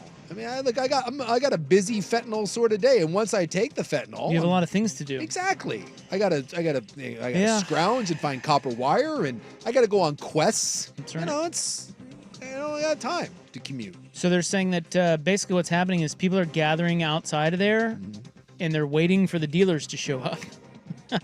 So there's like a bunch of people just sitting there scratching their faces, waiting for, Johnny Fentanyl to roll up in his Beamer. Well, there is a. I've said I haven't been down there in a while because I don't ride my bike when the weather gets bad. But the neighborhood that I ride through in order to get to the gym on my bicycle, I've said there's a guy that comes by in a ice cream truck and he's not selling ice cream. And I really do think it's one of the more ingenious like things that I've seen. Yeah, take the drugs to the people. Yeah. I mean, I would think though, as the police, They'll let you it'd do be it. easy to spot the guy. I but know, they don't care. No. But he did. He's in an old ice cream truck, and he just goes through this, and everyone shows up, and I'm like, they're not getting an Astro Pop. That was kind of a notorious thing in the East Bay area. There was a guy who was an actual ice cream truck driver by day, but then when you heard the music around 11 o'clock at night, the parents would come out. Yeah. It's just kind of how it went. God, I love this world. Yeah, and it's one of like the 3-wheeler type, right? So it's got like the cooler on the back, and he delivers all the good stuff to all the wonderful people of that. Is it like the Summerview Apartments? I think they are. If I am a business owner down there, I am so effing livid. Yeah. So livid. Although to be fair, I think the only businesses right there, there's like a... Well, Portland Clinic. Oh, no, the one I'm talking about, like by me. Oh. There's an Asian massage parlor and like a bar that I'm pretty certain doesn't mind. Although the Barnes & Noble across the street from it, they can't be happy. Because there's always interesting things happening in that Barnes & Noble parking lot. And I don't think it involves books. That's probably pretty frustrating. Like if you're actually trying to run a real business there. Like, Unbelievable. Well, the Walmart went out of business there. Yeah. There was a Walmart right there, and they're like, yeah, we're shutting her down. We're done with this. Can't handle you people. No. I mean, you just... Get no support? No. It's sad. No, it's ridiculous. It's rough. It's really, really bad over there. Shouldn't be that way. You wouldn't think so because it seems so out in the open, but I mean, I guess there's only so many resources, and what do you do? I mean, No, what? Come on.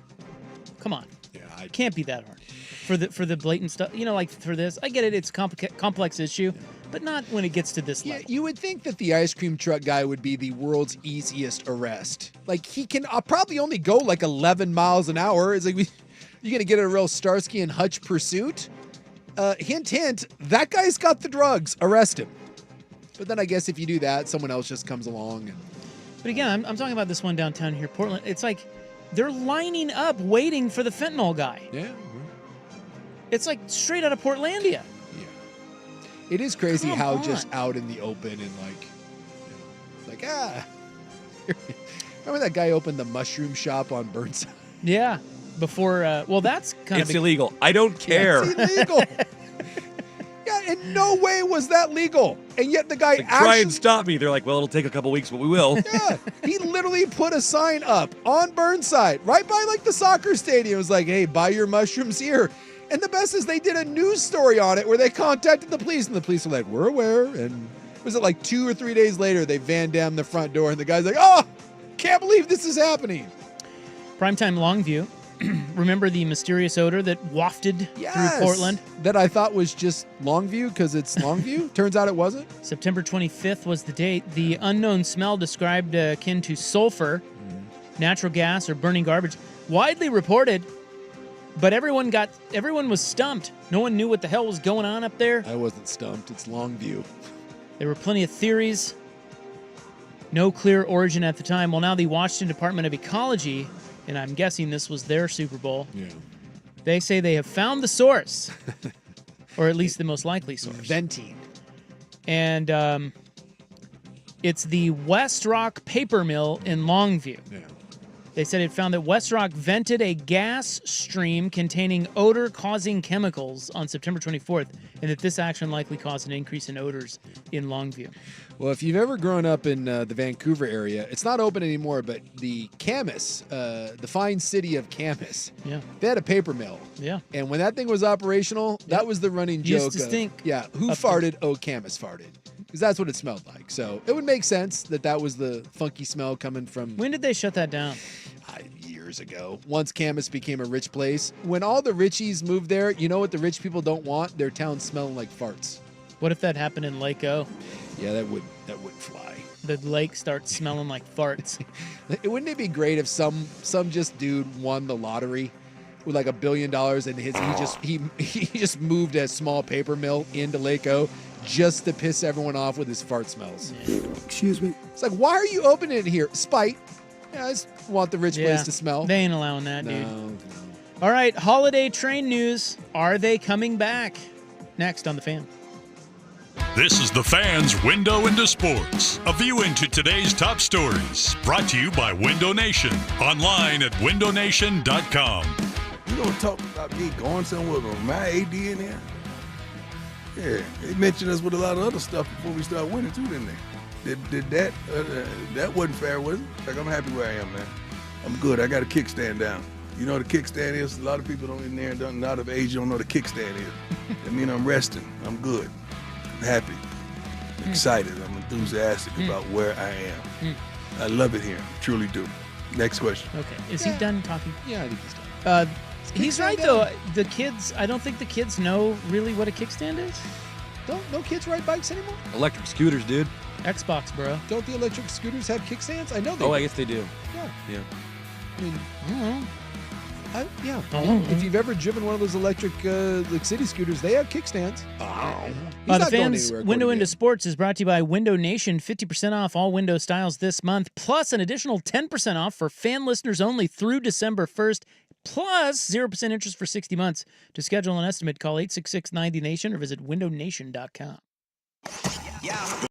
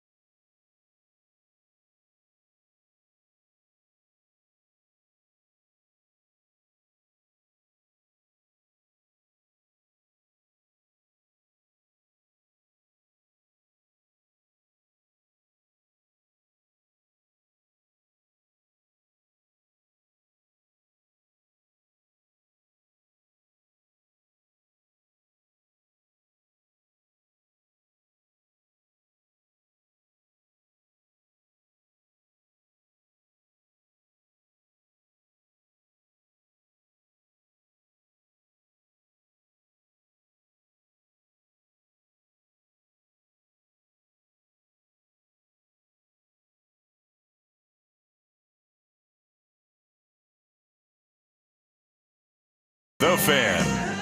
Oh, I looked it up. I believe 2017, the plant officially went dark in campus. Well, there's a couple texters saying it didn't go dark, just the smelly portion. Yeah. They portions of the mill shut down. So why'd they shut down the smelly parts? Probably because the people of campus didn't want the smelly parts. Well, then why'd they have the smelly parts in the first place? Because you had to make paper. Well, but if you're still making paper without the smelly parts, why did you have the smelly parts in the first place? I think they found a different way to do it. I don't know. Why didn't they do that in the first place? Couldn't tell you. Do I sound like a 5-year-old? Probably. Dad. Why? Don't know. Why? But my whole life, campus smelled like farts, and now it doesn't smell like farts. Why? And because a lot of rich people moved there. Why? What? I know you guys have been wondering where the holiday trains are in 2024. I have been wondering. Where's the train to Christmas Town when I need it? It's coming. Ladies and gentlemen. That's one of my all-time favorite fan commercials is the Train to Christmas Town. It's a magnificent little ditty. I love that. Do we have that somewhere? Probably. Does it beat Downey, rinse and refresh, it's a dream? Yes. The Train to Christmas Town gets me in a holiday mood every time. Well, the holiday trains are back, ladies and gentlemen. There are 6 of them in our area. Now, they're going to start a little later this year because Thanksgiving is a little later. You know, it's that later week, you know? Yes. Which is kind of throwing us off. I know, it's weird. I always thought it was like, yeah. I thought it should be this week, but it's not. It's like you should petition somebody. Yeah. Someone at the Thanksgiving registry. This is ridiculous. They're saying that prices are going up, though. A Prices holiday. on what? What? Prices on what? The train rides. rides. Oh, the train. I thought you were talking about Will prices you of focus? I thought you were talking about Thanksgiving still. I was like, wait, are we talking about turkey prices, ham prices? Prices everywhere are going Were up. you Thanks listening a to the lot, dude's Obama. story? It's ridiculous. They're saying anywhere for a family of 4 this year it will cost you anywhere from $78 to $416. Yowzers. Yeah, average price of a train ride That's a for a big family of jump. 4 is $178 US. It's tough. Now you have the Chehalis Centralia Polar Express. They call that the Polar Express train. Okay. They're in Southwest Washington. 1-hour train ride. Sure. You get stories, gifts, singing chefs and treats. 1 hour, so yeah, they do the Polar Express, but they don't. I would think it would be long enough to play the Polar Express. $64 a person, dude. Boy, that's tough. But I do get the hot cocoa, and I get the stories, and I get the whimsy of holiday fun. You have the Mount Hood Polar Express. That's the one that very popular. that I used to take my kids on. That's 90 minutes. Yeah. You pay anywhere from $59 to $109 for adults and $50 to $100 for kids. I wish I could remember because it's been 10, 15 years. I have no idea what I paid for my kids, but I remember it not being like. I remember not being like, oh my God, this is brutal. You can have the Holiday Express train ride, which is in southeast Portland, 45 minutes along the Willamette. They let you buy hot cocoa and coffee. Can I get fentanyl as I roll through Probably that part of town? Just like, can they slow down while the fentanyl dealers come out to me? Now, the fun part here is that Santa Claus himself will be on the train for that's photo fun. ops. Yeah, all right. $34 for adults, $25 for kids. Well, there's your bang for your buck right there. You That don't one's gotta, not you don't bad. gotta go down to Hood River. You have the Candy Cane Express, run by the Oregon Coast Scenic Railroad, 1-hour train ride, Garibaldi to Rockaway Beach and back. That's a good one. That is, if you live in the city, you gotta Yeah, drive you gotta away. wait. You gotta go out there. You make a whole day of it. $35 to $44 for adults, a little less for kiddies. Okay. Then you have Well, there's your value. There's some value in that. the Sumter Valley Christmas trains, Eastern Oregon, way out there, and then you have the Chalachi Christmas train running along the Lewis River from the station in North Clark County to Yakult. Oh, Yeah. there's one that runs through there? Yeah. Huh. I lived out there for years. I had no idea. Trust me, you don't want to go to Yakult. Isn't it Yakult? I know, but I always call it Yakult because it's a little. $22. Well, again, I feel like you may have to give me $22 to go out there, but you know. 16 for kids. Yeah. There's a little market there that sells a decent milkshake and chicken strips, though. You know, I'm gonna make one of these, and it's gonna be a booze train. Yeah, I That's don't think what's missing. at least from what I remember, the Hood River one that we went on. No booze. Yeah, there was no boozy woos. Well, it is a very family friendly sort of thing, but you know what you can do. Can I? Okay, yesterday I struck a chord with you about what was it that you got fired up about? Oh, father, dads being dopes and whatever. One thing that strikes a chord with me is that somehow family friendly cannot include alcohol. Yeah. Get out of here with that. Unfortunately, sometimes you have to move as slow as your slowest person, and when you add booze to something, while it will add to your holiday enjoyment. I'm sorry, but you know what the biggest parental booze fest is? Do you know what it is? Trick-or-treating, probably, right? Well, that's one of them, but I'm talking about like that is normal, like an everyday thing. What? Kids sports. Oh, yeah. Yeah, they tailgate out. Everyone's boozing. Yeah. I mean, now, of course, it's a little on the down low because you're not supposed to, but everybody does it. So here's the one thing I think is at play for those. While I think it should be included for the parents on it, when you start including booze, it becomes a non-family thing. Yeah. You get singles and 20-somethings and people just going on the train to booze, So what? man. You can't Well, have that's Will not- that's not Ortner the- on there that's not the messing it experience up they're trying to for everybody. cultivate. Don't be so prejudiced, you ass. I'm just saying that's part of the a reason they young do it. couple that doesn't have kids may want to go on it Listen, too. pal, I don't make the policy. I'm just explaining Don't call to you me pal, you son of a bitch. Yeah. The Get out of is- here with that. Problem is, you get the power drinking dad, and next thing you know, I he's know. slapping someone. And Can we just I think you handle don't our want to booze? attract the crowd of like 8 drunk idiot college kids. That's what I think is part of it. Can we handle our booze a little better, please? Dude, now, know we well, can't. maybe this. You maybe, know we can't. Maybe we could rent a kid. The kid. The youngs come Rent up. a kid? Yeah, they'll give you a kid, so it's family friendly. So people like you don't bitch. That's awkward. People like you with the Rent out my son to some drunk college kid? Well, not your son, but if I came rolling up and said I want to rent your kid, no. We have them there at the. how much for the women? The women at the train station. Yeah, there's a kid. If you don't have a kid, people like Buckley got a cob up their ass, and they go, "Well, you can't be out here because this is for kids." Hold on. Bleh. I'm gonna rent a kid. I would love to have some booze on that train. I'm just telling you why they don't. I'm This not is like when I was anti-booze. Shut up. This is like when I was at Disney World by myself. Shut up. You get a lot of flack. Had I had a kid with me, I don't think I would have gotten kicked out of that Star Wars bar. I'm with you on this one, Rob. There is a lot of prejudice when you show up without a kid. But you know what you can do is you can just bring the old flask, and then when you get your hot chocolate, you just make it your own hot chocolate. Yeah, that's true. There's probably not intense security. Probably not. You just add a little, you just throw But a little, still, just throw a little something in there. I just don't think it should be that way. Zoo Lights, and I don't know if they're doing it again this year. I got to check. But straight away, the bottle cocktail. Yeah. Delicious bottle cocktails down there in Southeast Portland. Yes. They set up a shop at Zoo Lights. Even better. And now I think they do an event called Brew Lights that's actually like a beer fest at the Yeah, zoo. they do that. But I was for the longest time I would refuse to go to Zoo Lights. I'm like, babe, they don't have booze there. Yeah.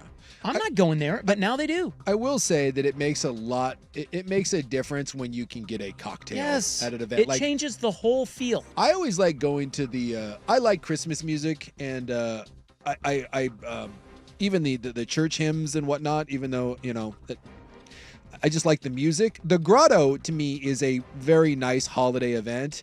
It would be nice if I could get a buzz on at the Grotto. Right? I mean, no, see, at least the Grotto gets a pass because it's a religious endeavor. Well, but why? But listen, you're preaching to the choir.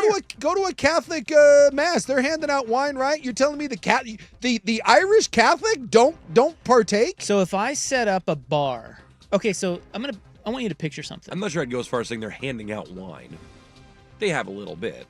God, look at the cob. How far is the cob up your ass? I think what's happening is You don't go to Buckley's mass wife and get is texting hammered. him right now, being like, "You Okay. better stand up for family Okay. friendliness." Buckley, I want you to picture something. Okay, so when you go to McMenamins Edgefield, yes, and there's just these little nooks and cranny bars all over the place. Just a delightful place, right? Right? Do you know what I'm talking about? I know of what you speak. Okay, picture that, but up in the garden of the grotto. Like when you go up the elevator and you Yes. at the top of the grotto. Yes. It's beautiful up there. Yeah. Let's put a couple little pop-up shops. I like where we're going with Sling you this. some cocktails. Yes, yes, yes. We'll And I keep get- it away from the kids. I get it. Maybe when I'm going into the chapel to hear the Yes. music, maybe, hey. Well, not necessarily there. Well, no, but I'm saying finish it before you go in. They're like, hey, we can't allow that you in. can't get the booze until you go up the elevator to the top. I like it. We hand out wristbands. That way it's out of the kids' hands. See? And then you shove the kids over the edge. I like where we're going with this. See, now you're thinking outside the box. I should be mayor. Shove that straight up your little kid ass. Hey, we're trying to raise money for Jesus, right? You know what would raise more money? Drunk people. Booze. Yeah. That's right. Because in that gift shop at the very end there, Yes. with all the Jesus trinkets. Yeah, which, by the way, I'm not buying anything, but if you had some cocktails before, you're going to get my cocktail money, and I don't know, maybe I get a St. Christopher, patron saint of travelers as I roll through there. That's right. I would like the record to reflect I am pro booze always. I am telling you why they don't do You it. sound like I'm an telling ass. you, you sound real suspicious right now. As You sound someone like a points bump out, on a log. Buck says we need more speed bumps for this train. Probably do. Buck has a couple kids. Next thing you know, he's a bite in the ass over there. There's your In the News, November 20, 2024, brought to you by The Advocates, injury attorneys at advocateslaw.com.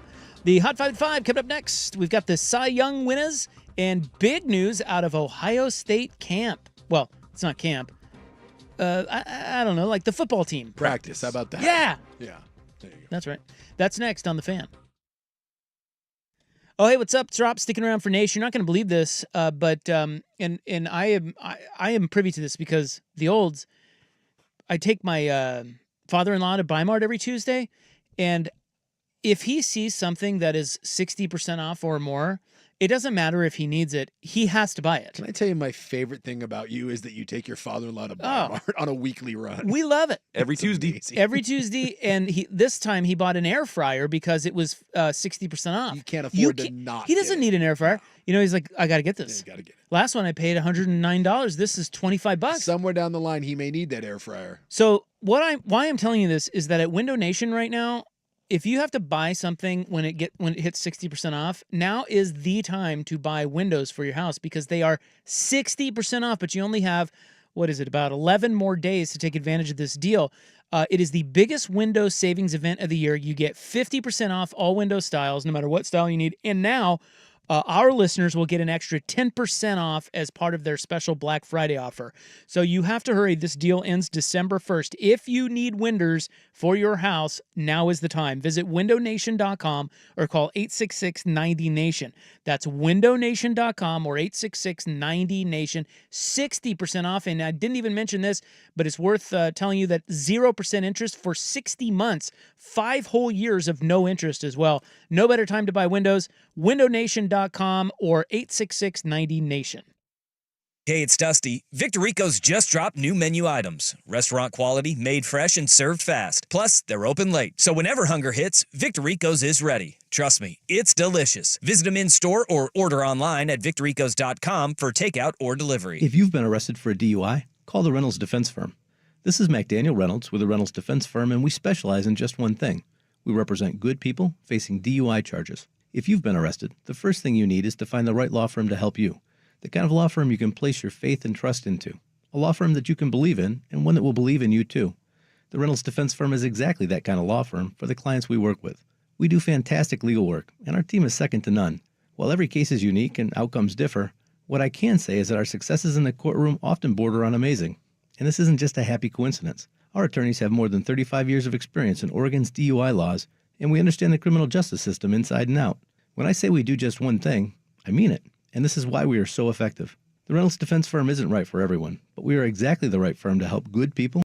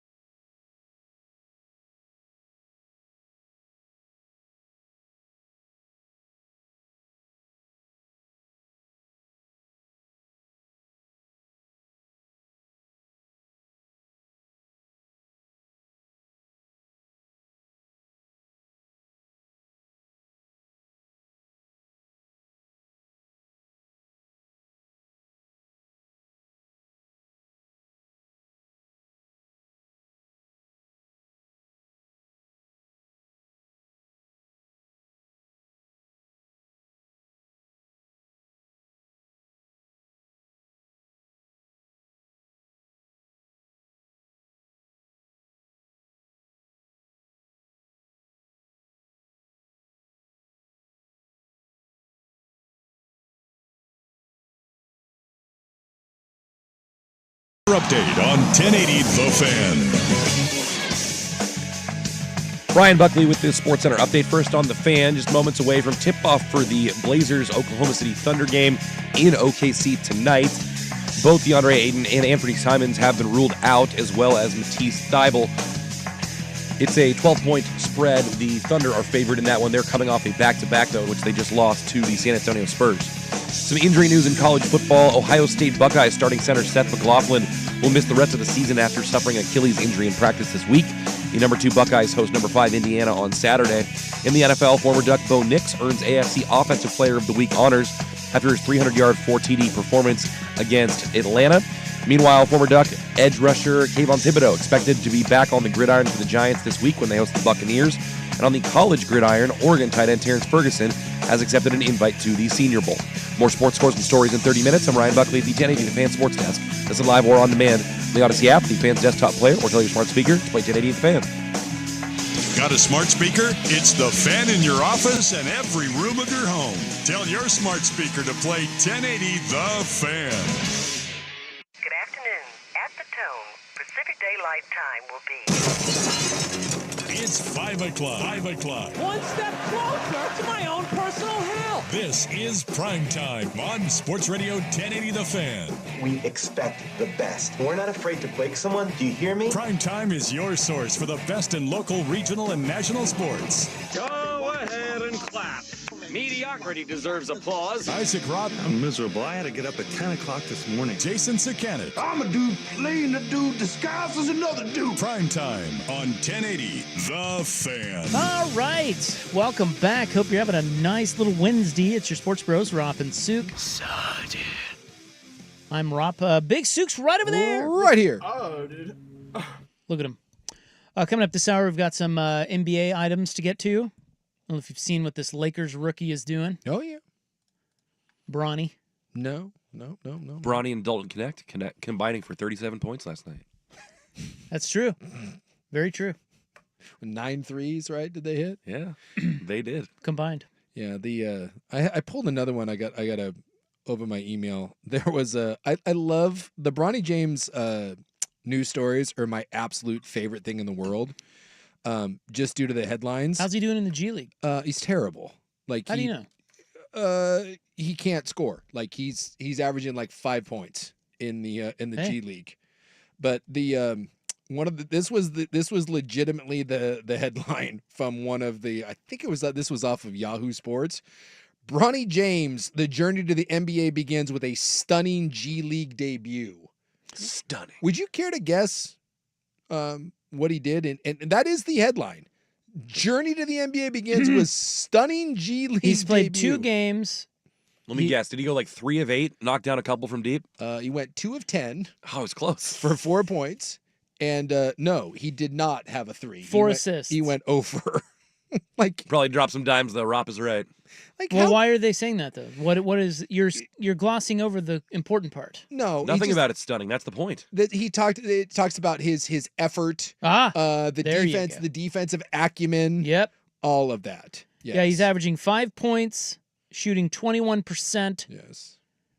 And 3 assists, but also 3 turnovers. This is the victory over the Salt Lake City Stars. Despite only scoring 4 points, his performance demonstrated potential as a versatile player and provided an opportunity to gain professional experience. I still remember one of the very first games of his USC career when they did the little like star head-to-head profile, and for the opponent guy it was like 22 points a game, 7 assists, and for Bronny it was like pedigree, high basketball IQ. They wouldn't even put his stats up against those guys. You can't have stunning G League debut when you scored 4 points. You can't.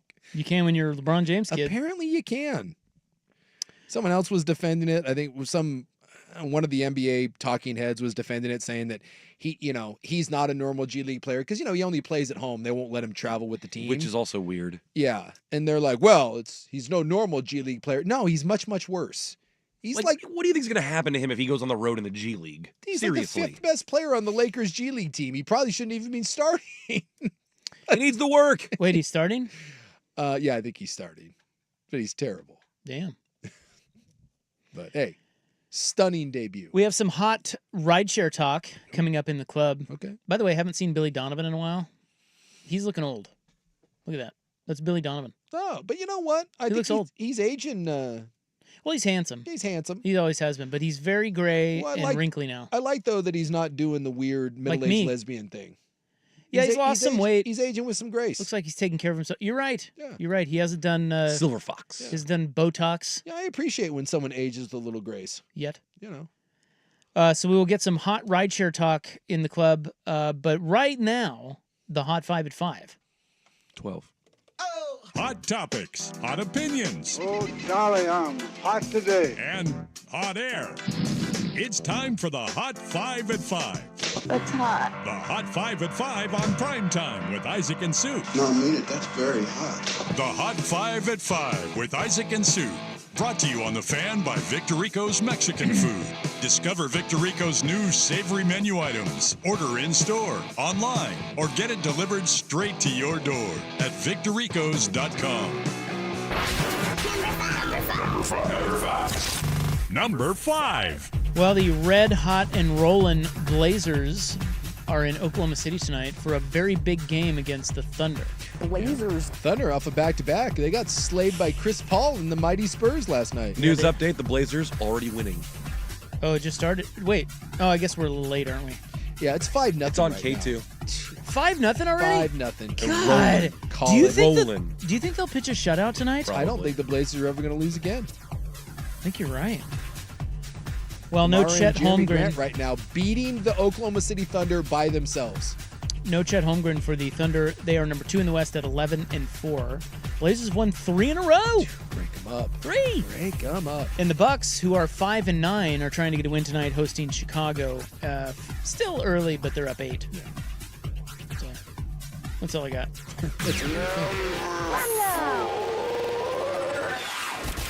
Number 4. Deals text, Bronny's so bad they're using white adjectives. That is true. That's great. You know what? Deal, that's outstanding. Yeah, he's a lot of headsy play right now. Yeah. Gritty. Gym rat. Smart play. Tough plays. Eagles defensive end Bryce Huff will undergo wrist surgery. He's due back late in the season. It doesn't matter. I mean, the Eagles have done such a good job of building their roster, but that's a swinge and a miss. He's done 2.5 sacks. Yeah, he's been terrible for him. He had 10 last year. Phillies won 6 straight, but they have back-to-back road games next up. They'll be in L.A. versus the Rams and then in Baltimore. Also, the Giants are getting former Duck Kayvon Thibodeau back this week. And another former Duck, Bo Nix, honored with AFC Offensive Player of the Week. Yeah. Dude, Bo Nix went from the beginning of the year looking completely lost to there's a lot to like about the last couple weeks. He looked good last week. Yes, he did. Against Now, it was Atlanta. against a defense that has no teeth to it whatsoever, but they've done a nice job of bringing him along. And he doesn't have to win games. Play within the confines of the system, elite defense. Sean Payton is really helping him out. Following the Deion Sanders model, reports are the great Ray Lewis has emerged as a candidate for the head coaching position at Florida Atlantic. Now, Bruce Feldman has followed up this reporting with the fact that Lewis does want the job, but the school is not likely to hire him. They tried this, I forget what school it was. Was it Cookman or whatever that tried hiring Ed Reed? Your boy. Bethune-Cookman. Yeah, He quit. Cookman. Yeah, he said it was just so bad there. He's like, this is bullshit. I'm out of here. I mean, it makes sense. If you're one of those schools, you're not getting a big-time coach. Why not take a chance on... Say what you will about Ray Lewis. Maybe he killed the guy. Well, he did kill a guy. Was it justified? One of the great emotional leaders of all time. I could see that, if you're trying to build a culture, you could do a lot worse. Ray Lewis is a phenomenal public speaker. Well, since they had Lane Kiffin as coach, Florida Atlantic, the Owls have hired and fired Willie Taggart and Tom Herman. Well, again, it's almost impossible for schools like that, because if you hire anyone that's worth a damn, he's gone in 2 years, and then you're constantly trying to scramble for someone to make you relevant. It just doesn't work. 2024 Cy Young Award winners announced today. Chris Sale of the Braves in the NL. That dude went 18-3 with a 2.38 ERA. I thought he was washed a couple years ago. I know. I thought he was done. Yeah. Crazy. And then Zach Wheeler and Paul Skeens were the next 2 vote getters. And then in the AL, it was unanimous. It was a landslide for Tigers ace Tarek Skubal, who won the pitching triple crown, which is leading the league in wins, strikeouts, and ERA. And it was phenomenal in the postseason, too, and really kind of just was the breakout guy. And now what, MVPs are next, so this is the last one to be handed out tomorrow? Ohtani It'll be Judge. Ohtani and Judge, but I think those are the last 2 big awards to be handed out, if I'm not mistaken.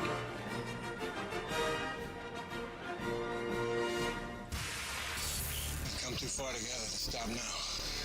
Let's do it. Yeah, Thursday we get the MVPs. Number 1. Might be the biggest no-brainer in the history of MVPs. Number 1. And big news out of Ohio State today. Well, it was actually yesterday.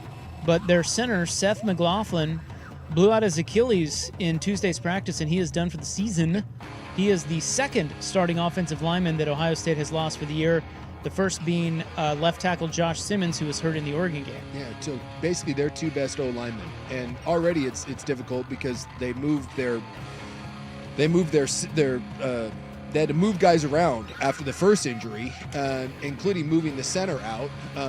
So you're going to have to not only replace a second guy, but now you're having to reshuffle the whole line. And if you remember in that Oregon game when Simmons went down, it didn't look right for the next couple weeks. So this is something to keep an eye on. Obviously with Indiana, but obviously looking ahead to maybe an Oregon-Ohio State Big Ten championship. What would you say? Like rematch. This is a big deal for Ohio State. Seth McLaughlin was a fifth-year senior transfer from Alabama. The Hot 5 at 5 brought to you by Victor Rico's Mexican Food. Discover Victor Rico's new savory menu items. Order in-store, online, or delivered straight to your door at victorricos.com. Are there parallels between the Blazers and Cowboys? I can't say I've ever thought about that. Well, I'm going to tell you All right. next on The Fan. Hee, Magic Johnson. I thought we were playing Capture the Flag.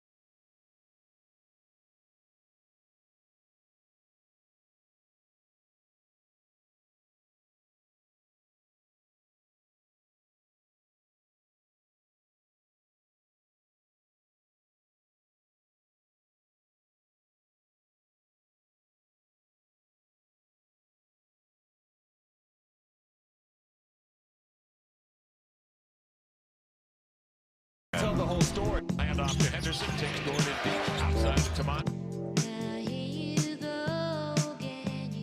Was that on purpose? Those highlights? It didn't sound like it. It was a little rough. We got some highlights. Is that playing. going on over the air? Yeah. Oh, lovely. Rough cut. What? Someone messed with my board, man. It's always someone else's fault. Yeah, pretty much. Well, yeah. What am I supposed to do? Take the blame? It's a valid point. Well, guys, we've made it. We've made it to Wednesday at 5:21.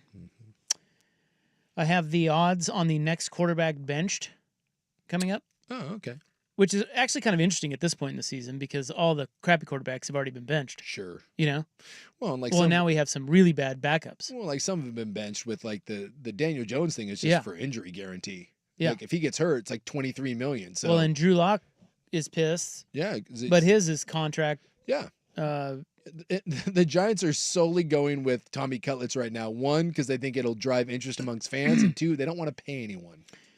And we got some NBA stuff piling up, which we're going to get to. I've been, you can't swing a bag of dead cats around here without hearing somebody talk about the Cowboys.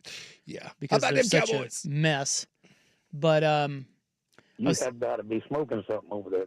I was listening to who was it? Greenberg and all those douchebags. I can't remember. Okay, the Get Up crew. Or Look, whatever? I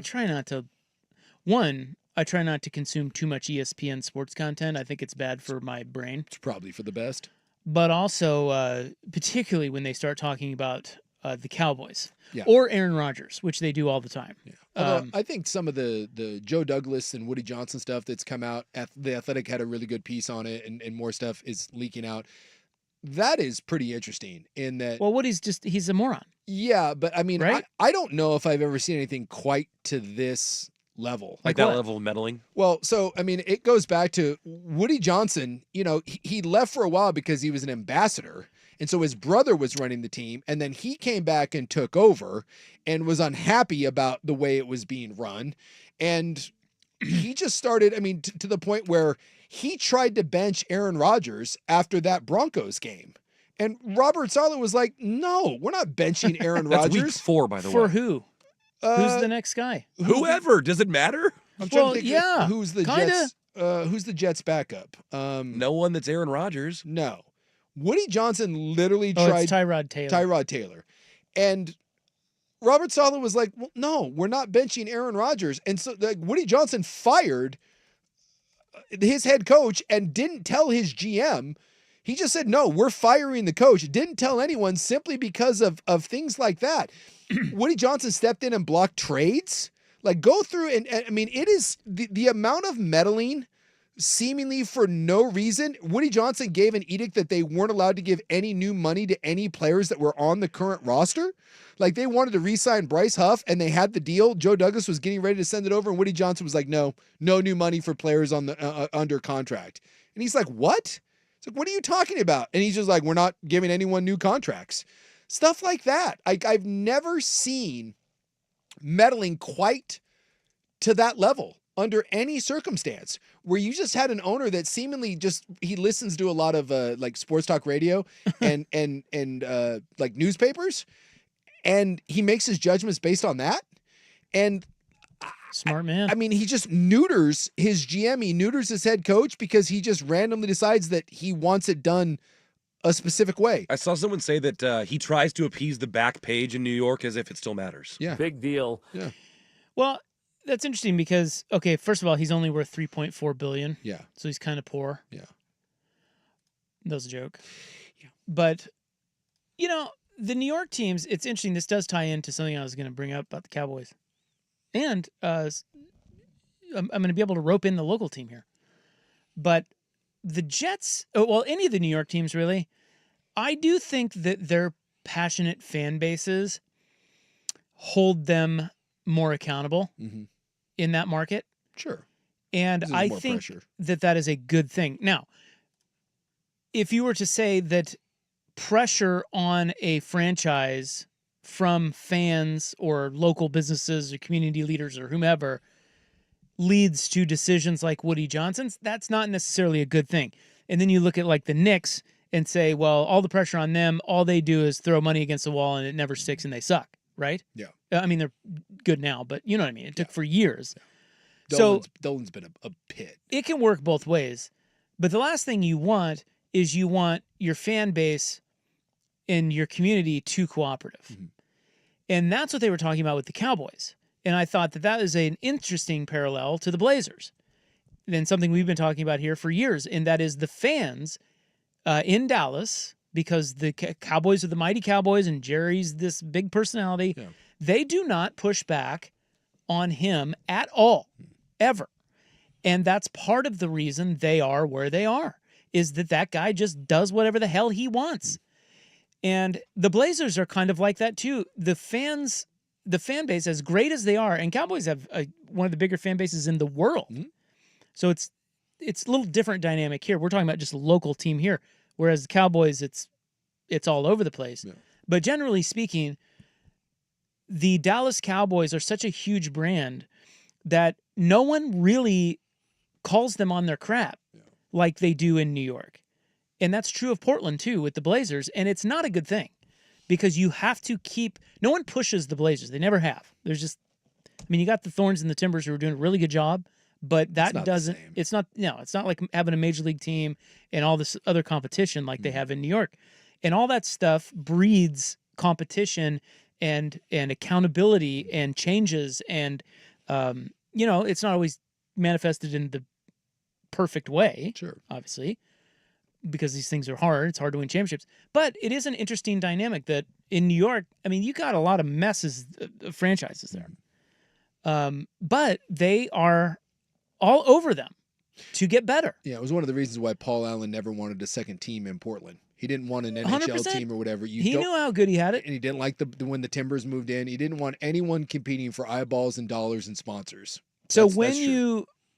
I don't know, when you are too cooperative or too agreeable and you just sort of trust the local franchise, or in Dallas's case, the big national brand franchise, you get walked on. And that's what's happening in Dallas. And that's what's happened here for years. Yeah, I can see that. So that's the parallel I was drawing there. I've never really thought about that, but it's true. It's almost like you're too big to fail, right? You just have an entity that no one really wants to Well, push people back love to. them. Yeah. People love, like the Cowboys, they love the Cowboys. Yeah. They just love them. The star, the history. Yeah.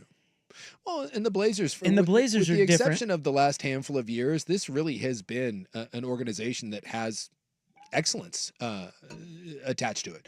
I know they haven't won a title, obviously, in a long time, but and we like to harp on that, but people forget my entire life, basically, from the late 70s through most of my adult life, this was always a team that was good. What was their playoff streak? Is it 20 plus years? Yeah, I don't know about excellence, but they were definitely a winning They franchise. were a winning And Paul franchise. Allen cared. Yes. And- Consistent winners, which is a lot. But when things go south, they had one of the worst runs in sports that I can remember, and that is the Jailblazers era. It was really bad here. It was rough. But they bounced back. Well, they did, but I just mean people were not really you really got to push here to get people to call for heads and bring out the pitchforks. Yeah. And that's a problem. That is a bad thing. Yeah, it's an interesting thing because you don't want Philadelphia, but you probably don't want. Well, I think you get change faster in Philadelphia. This is what I'm saying. But you also get a lot of knee-jerk dumb crap stuff like Woody Johnson in New York. The downside is, look, if you have an idiot running it, you can bring out the pitchforks all you want. He's going to be an idiot. Yeah. His next decision is going to be dumb, like James Dolan or Woody Johnson. But when you have Paul Allen, who's clearly a bright guy, clearly a guy who cared and wanted to win and was learning on the job, right? Remember the whole I'm not a chemistry major and that whole thing. Yeah. He learned from that. He every hire that he had was a little bit different in that, very analytical guy. That's what you want. I mean, you had an owner that, well, I guess now you kind of get what it's like when he's gone, right? Yeah. But for all his faults, when he left, when he passed away, everyone said, "Dude, you're gonna feel this." Just imagine if that guy had a little, if he had the fire under his feet turned up a little bit more over the years, would the Blazers have finally made, whether it's a GM hire or whatever, one or two more moves, trades, whatever it is that got him somewhere that you didn't think they could get. Yeah, kind of the paralyzed fear. Like the last one they went for was the Jermaine O'Neal one, right? And it didn't, Davis didn't get you over the hump, and then O'Neal went on, and that was always what you heard is that paralyzed him, and then he never wanted to give up on young players because of that. And you're right, maybe with a little more heat. I hadn't thought about that before, but it's an interesting take. Well, complacent fans, it's just one of the worst things. If you want to win for your franchise, it's one of the worst. The franchises love it because they're like, oh, they love us no matter what, and we can do whatever we want. We can say, we can say whatever we want. You're going to believe it. Yeah. We're going to put out Homer broadcasters that make you think everything's great and rosy, and then you're going to eat up all of the stuff that we give you. That's what they want, and that's what the Cowboys have. Yeah. That's what Jerry does. Sure. He is huge there. He's got, Cowboys, it's Cowboy fever. Yeah.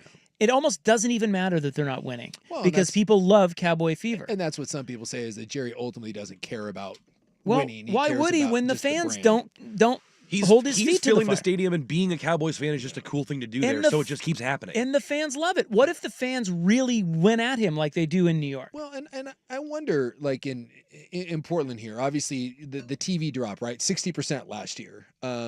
Attendance is not very good. It's not horrible for as bad as they've been. They actually still draw pretty well.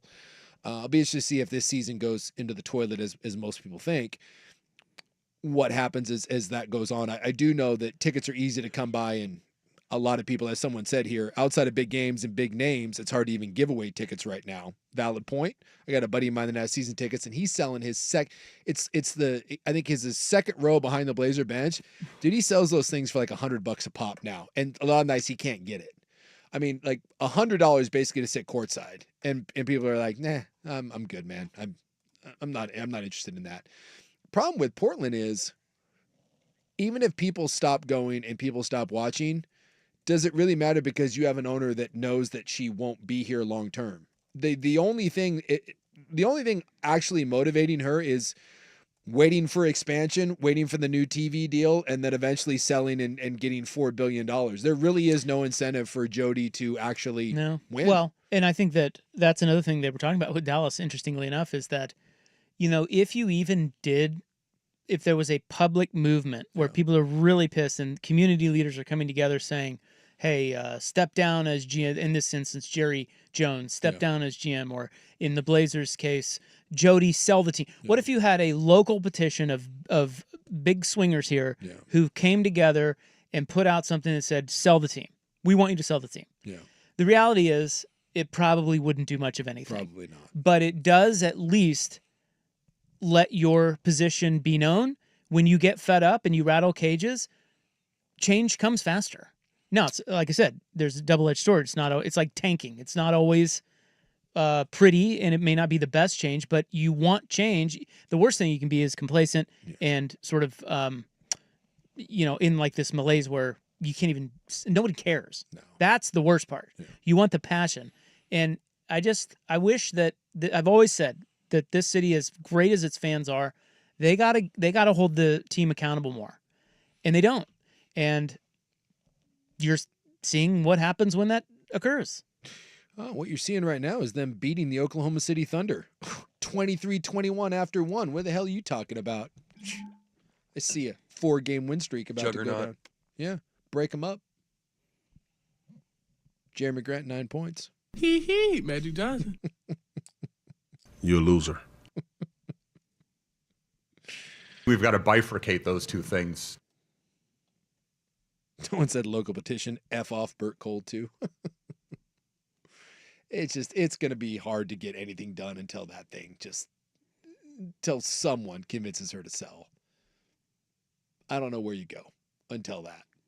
It's like everything else is on hold until that happens. Could pressure work? I don't know. I mean, she needs to at least hear if people are really fed up. Maybe they're not. Maybe they don't. That's the thing. Maybe people don't. People care. Here don't care. They're just happy to have a team. Yeah, maybe that's. And they'll go when they're good. And maybe when they trade Damian Lillard and they're not good, it's like, I'll be back in 5 years. Yeah. Don't really care. Yeah. That's a bad. To me, that's not good. They assume it's cyclical and it'll come back around, and when it does, they will too. I just think it's such a weird thing because I don't know what Jody Allen thinks. I mean, obviously they say great things about her, but I mean, God, is anyone going to be like, oh, our boss is terrible? You know how to play the game. Shut up, keep your head down, praise the boss. But if you know because they say roughly like 5 to 7 years, right? And the NBA is going to be like, okay, enough, you're going to have to sell. But let's say it's even 6 or 7 years, right? We'll put it on the long end of that. I just don't know. What does it matter to her? This team is going to sell for $4 billion. And so with the exception of that, what does Jody care if they go and win? I don't know. Is there a thing where she wants to win because of her brother and she feels it's going to be good for his legacy? I just don't know. I really don't know what she honestly thinks, or if she just sits back and says, whatever. In a couple years, this is going to get sold. And it seems like she doesn't really respond to much of anything, including Phil Knight calling her. So yeah, I just wonder. I don't know that you can get through to her. I wonder if someone called up because she knew the value was going to go up. If someone called up and said, I will give you $4 billion right now, does that get it done? Well, she won't even return his calls, you freaking bitch. Yeah. What is up with that? Well, if Phil Knight, I'm a little surprised that Phil Knight hasn't upped his offer, right? Didn't they say it was $2 million? It's $2 billion. Or, $2 billion. It was not $2 million. Yeah, no. That would be a little low. It's $2 billion. $2 billion's too low. Okay, I get that. Is he really serious? Why has he not come back to the... Well, supposedly there were some bitter feelings there, and she's like, I'm not going to sell to him, so maybe he knows it's not worth the time and effort, but...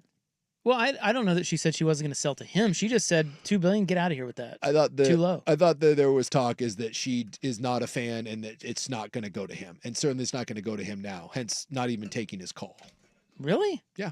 Why? Why would you not be a fan of I Phil thought Knight? I remember. I'll go back and see if I can find. I thought it was just the price. I think the price was because she knows that when the expansion fees come in and the new TV deal right, kicks in, but and all that's that, different than saying I can't stand Phil Knight. I think it was a two-prong. One, she's not going to sell until the value goes up, and I'll have to double check, but I thought I remember something about there being some bad blood between Paul and Phil, and she was not going to What a do bitch. that. She is an aloof bitch.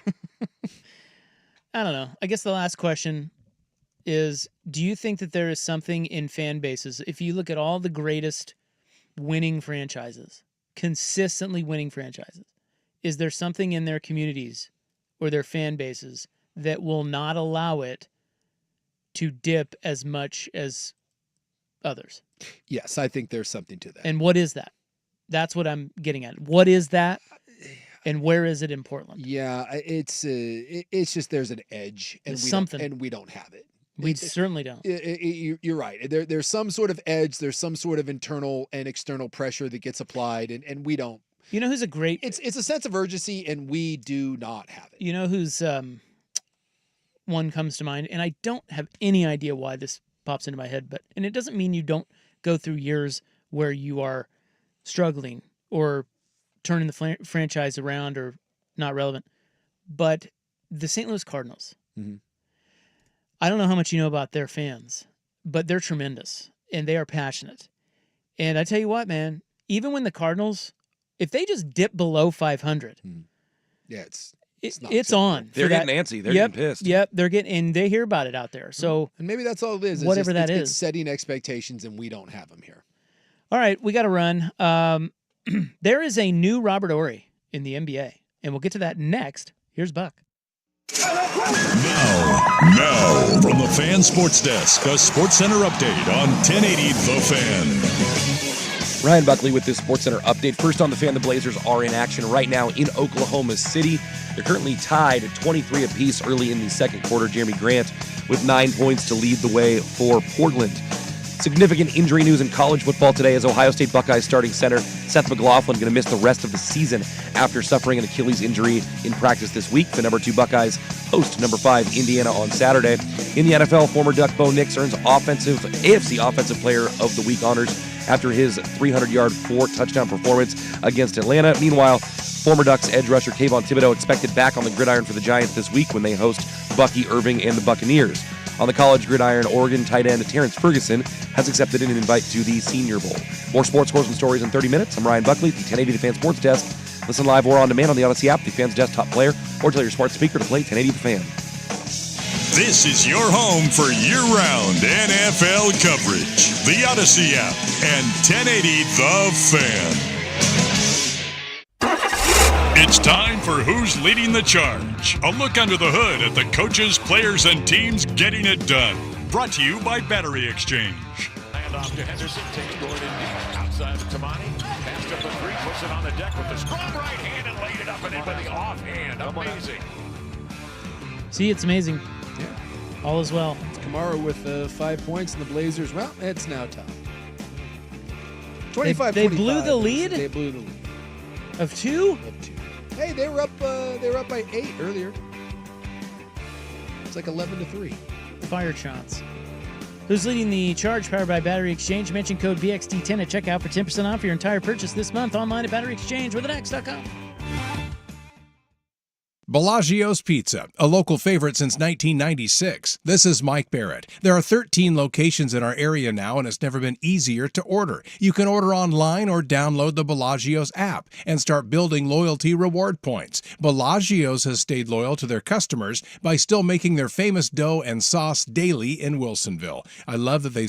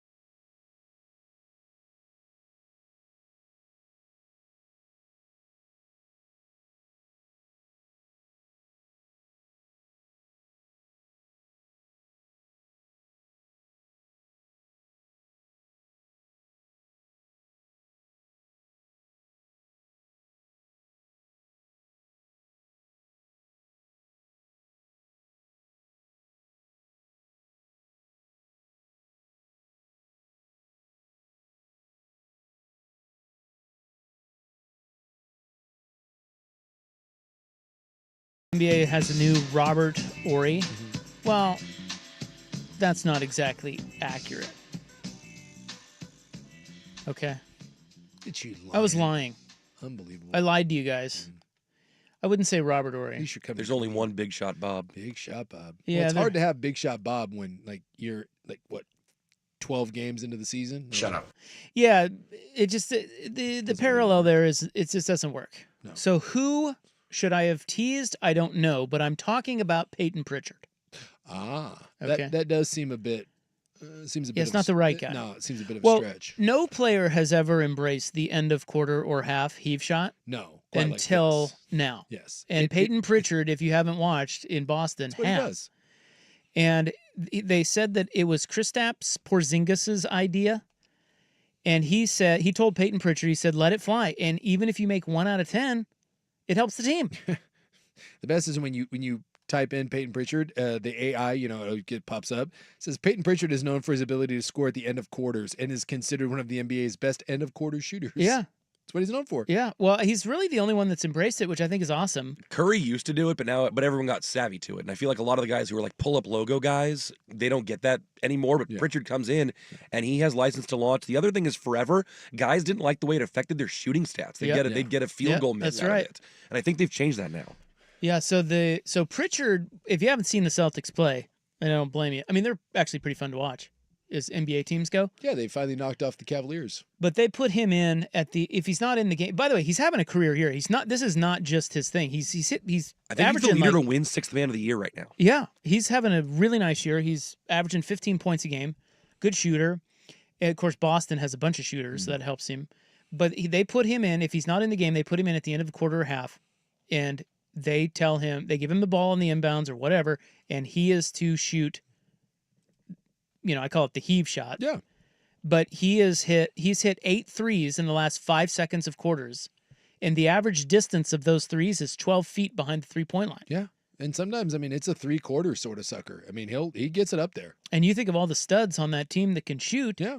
In the final seconds, he's the guy. Imagine that's like being the long distance field goal kicker. Like, hey man, we need it from 62. We're calling you in. It's pretty cool. Yeah. What he's doing. And he says if he can see the rim and he can get the shot off clean, he can probably make it. That's what he said. Well, you are seeing more and more guys now that, they are practicing this. And that's the Steph Curry / Damian Lillard. They changed the way the game is played. You remember Steph used to have that warm-up routine where everyone would laugh about it, but that has become a normal thing. If you go to NBA games, dudes are warming up from back there all the time. Well, now. isn't the big thing now, because you've been to NBA games, like maybe you've taken friends or friends' kids and you go early for autographs and you get let in and you go all the way down to the court while they're shooting around, Yeah. Well, now, and I don't think it's every team, but a lot of teams, including the Warriors, they pack the place for those. Yes. It's like the best part of the game because those guys are down there doing trick shots and shooting. Yeah, it used to Steph's shooting shots from the tunnel. Yeah, it used to be where you would go down and you'd watch guys dunk, and not anymore. You're watching a game of horse. Yeah, Steph goes and shoots. Yeah, you're right. He shoots from the tunnel and stuff. I It's prefer fun. the old layup line. Yeah, that seems to be a bygone. Do they do that product. anymore? Yeah, they still do the layup The old layup line where they Yeah. come out and Oh, yeah. 2 lines, guys. 2 lines, guys. It's part of every youth basketball game that ever played. That Yep. old two-handed run and set shot. So who should I tease next time? Peyton Pritchard is the new blank. Steph Curry. I don't think he's the new Steph Curry though. Well, no, with that. Well, he's not Robert Horry As far as either. pioneering the end of quarter How about shot. this? He's the first Peyton Pritchard. How about that? Look at that. Peyton Pritchard is the new Peyton Pritchard. You mentioned that though. Career year. He's averaging 15. Good for him. That was a guy that everyone doubted from everyone always does that no one believed in me. I'll give Peyton Pritchard that. 100%. People crapped on that kid nonstop. And he stuck around at Oregon and you're fine, you suck at Oregon, and then he got good and people were like, well, never play in the NBA, and then he was in the NBA. Oh, you'll never be anything but a bit player. The guy just the fact that he had to stay all 4 years Yes. says everything you need to know about his NBA stock, and he has made it work. A lot of credit to him. Yeah. You don't sound hear like much Dan from him. Lanning right now. Do I? Yeah. Don't you think he sounds a little Talk bit with like your Dan- helmet. No, it didn't work. Like you've been yelling all day at practice? Yeah. Peter Brader thing happening for him. Peter Brader. It's time to change. All right. I do know that. We've got one more NBA nugget to pass along to you, and that will be next on The Fan. It's time for a Ducks Report, the inside story on Oregon athletics. Brought to you by Mods PDX. The future of building is here. Big news! Get this. What do we got? Are you sitting down? I am. Terrence Ferguson going to the Senior Bowl. So is Tez Johnson. Oh. That's right. Hand out those helmet stickers, baby. It's a big deal, man. Is it? Well, yeah, because now the Senior Bowl, you can get underclassmen, too. So the fact that these two guys were invited. Did you go, Sue? It's a great honor. Were you a Senior Bowl guy? I did not. I was hurt. Wait a minute. Underclassmen can go to the Senior Bowl? You can now. Yes. Is that done? No, they just want to get as many, people that are getting looks. A lot of most of the guys that are big-time NFL prospects are not seniors. They should probably rename it. Right. Yeah. Right. Yeah. I believe it's now The the upperclassmen Is bowl. it Reese's? I think it is Reese's. Yeah. Delicious peanut butter cups. Mods PDX, the future of building is here. It's the Vancouver Ford text line. Plenty of time to talk sports today. One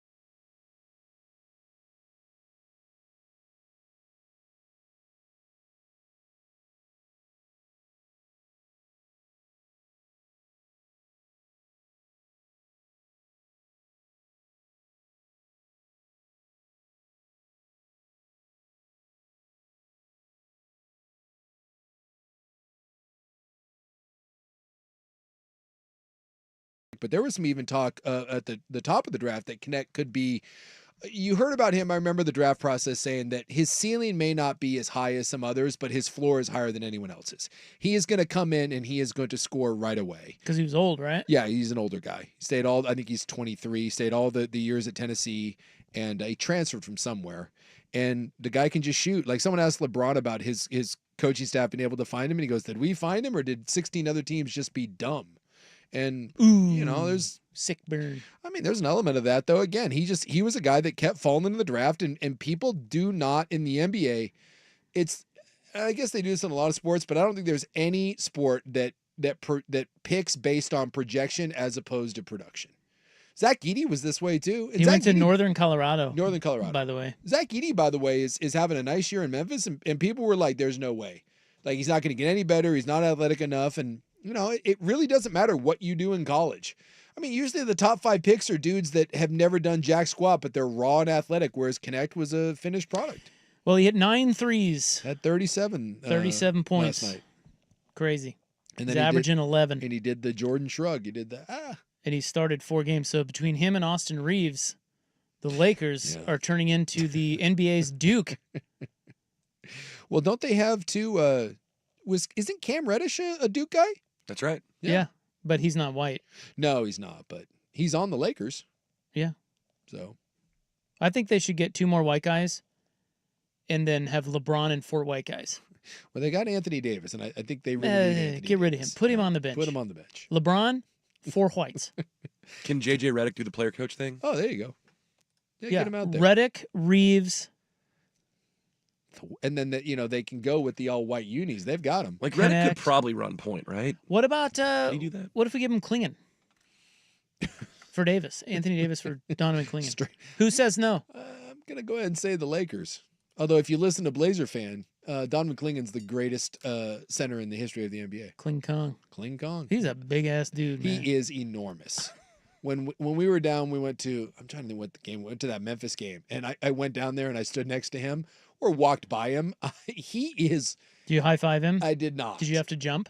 He is enormous. Like even amongst NBA players, he stands out as he's just a giant, thick man. Averaging 6 and 6, baby. Yeah, that's right. He had the one game people were like, see, he can play 30 minutes. He about died afterwards. He's wheezing. Yeah, he played 31 against Minnesota. Yeah, that's about. He needs to get in NBA shape. 17, 12, and 8. And he is not there yet. But he shows you glimpses. All right, like I said, you need to stop talking because we have to club. Well, I'm so excited about this Blazer Oklahoma City game that I can't watch on TV. I've got Magic Johnson. It is on TV. Wait, is it? I'm watching it right now. What channel? K2. Oh yeah. Do I have that here on our little? I think I've been watching the Bucks. Yeah, we got the Bucks on here. The stupid Bucks. Who cares about them? Well, you know what I'm saying? Someone does. Lillard took a shot at Blazer fans the other day. What did he say? He said fake ass MFers. What? Yeah. Why? Some Blazer fan account took a shot at him. And so he ain't gonna be no buddy he stuff. responded back. Whatever. Okay, so I've got some rideshare talk, and there was something else I had to. Oh, I've got tarantula news. Do you guys like spiders at all? No, I don't.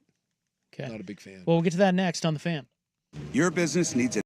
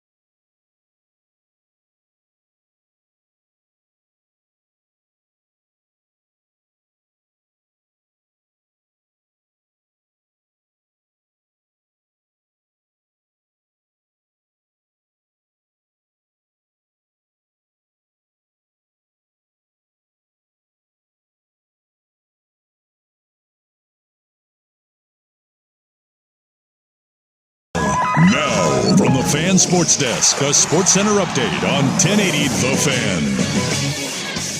Fan. Ryan Buckley with this Sports Center update. First on the Fan, the Blazers are back in action tonight after a couple days off. They're in OKC, taking on the Thunder just a few moments from halftime. They currently have a 47-43 lead, about 24 seconds to go in the first half. Significant injury news in college football today as Ohio State Buckeyes starting center Seth McLaughlin will miss the rest of the season after suffering an Achilles injury in practice. In the NFL, former Duck Bo Nix earns AFC Offensive Player of the Week honors after his 300-yard, 4-touchdown performance against Atlanta. And on the college gridiron, Oregon tight end Terrence Ferguson has accepted an invite to the Senior Bowl. More sports scores and stories in 30 minutes. I'm Ryan Buckley at the 1080 The Fan Sports Desk. Listen live or on demand on the Odyssey app, the Fan's desktop player, or tell your smart speaker to play 1080 The Fan. Jump back to earlier parts of your favorite fan shows on the Odyssey app. The only way to rewind Portland's sports leader, 1080 The Fan.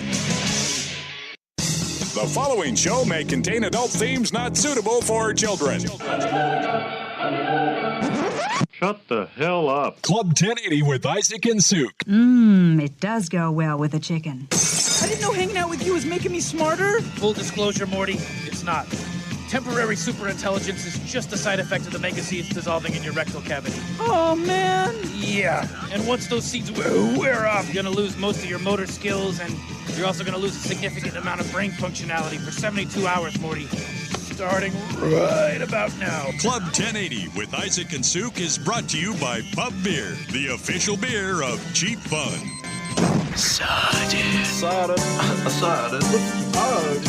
At the club, Club 1080. The hottest spot north of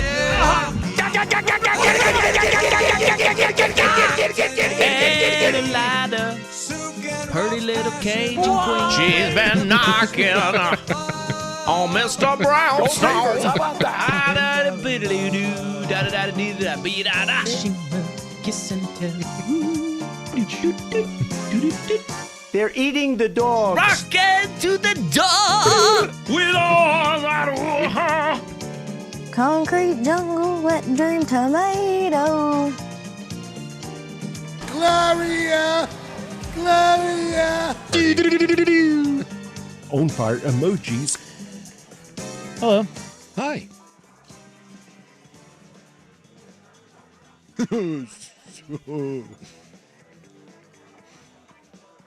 What? That one's great. No, the preview. Well, they both are. What if we just sat here and didn't talk and just played drops for an hour?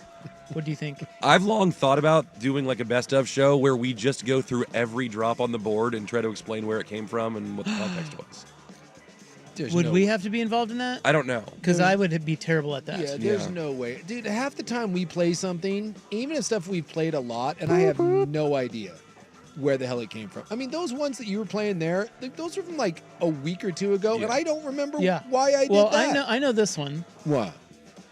You were asking why, but you said it weird? Yeah, why? I think he was about to ask what, and then you turned it into a question that the proper question was why, and it was a combo of what he was and like, why. Why? You panicked. Yeah. You choked again. What? And yet it came out beautiful. That's what I do. I just make art. Now this one I don't know. That was him pretending to be like an idiot sports fan complaining about something. I don't remember the context of the specific thing, but he was pretending to be a dumb sports fan. By the way, the text line is in saying, please no, don't do that. Please no what? I'm guessing that's please no, don't do an entire hour of What? this. Why not? I don't know what to tell you. It's one man. These are great. I've choked a coop. And if one person says it, then by God, we can't. Now this one we know. Like that one guy. Because you say that you do that all the time. And I'm going to shove a burrito in my ass. You refuse to say I don't know, so you just say that. It's too hard to say I don't know. No, can't do that. It doesn't feel right. It just feels better to do that. All right, fine, we won't do that. Because if one person says no, nothing we can do. Oh, now we got someone saying yes, please. Damn it. What do we do?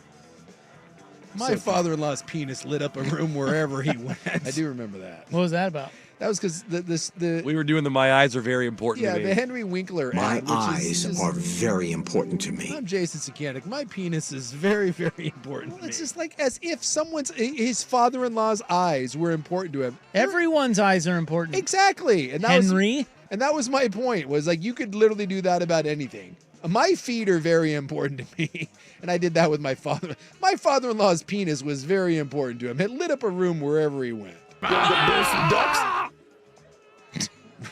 Yikes. What a mess. I just love that of all the people, like Henry Winkler became the spokesman for eyes.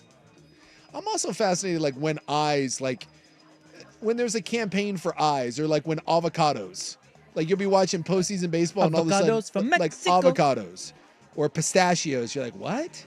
Yeah, isn't Coach Prime hawking the pistachios? Is that what he's doing now? Are you serious? It's either that or almonds. He definitely hawks a nut brand. He does a lot. Like he's got Aflac, but like those are specific companies. But I'm fascinated when like one random cause gets, or a disease. Like we're targeting this disease right now, and it's something odd. Like again, what is the Henrique one's like macular degeneration, I think. Like really? Like who is that striking? Is there like millions of people that we're not aware of? Well, at least his father-in-law. I guess. He's like, hey, take your eyesight seriously. You can't just kick a homeless person off a bike and take it. No, you can't. Thought about it. Can't do it. Though you probably could. You're right. It's like very generic. Yeah. It's like, I don't know, Isaac Ropp here for computer screens. Yeah. I really, really love them. And you all are like, what?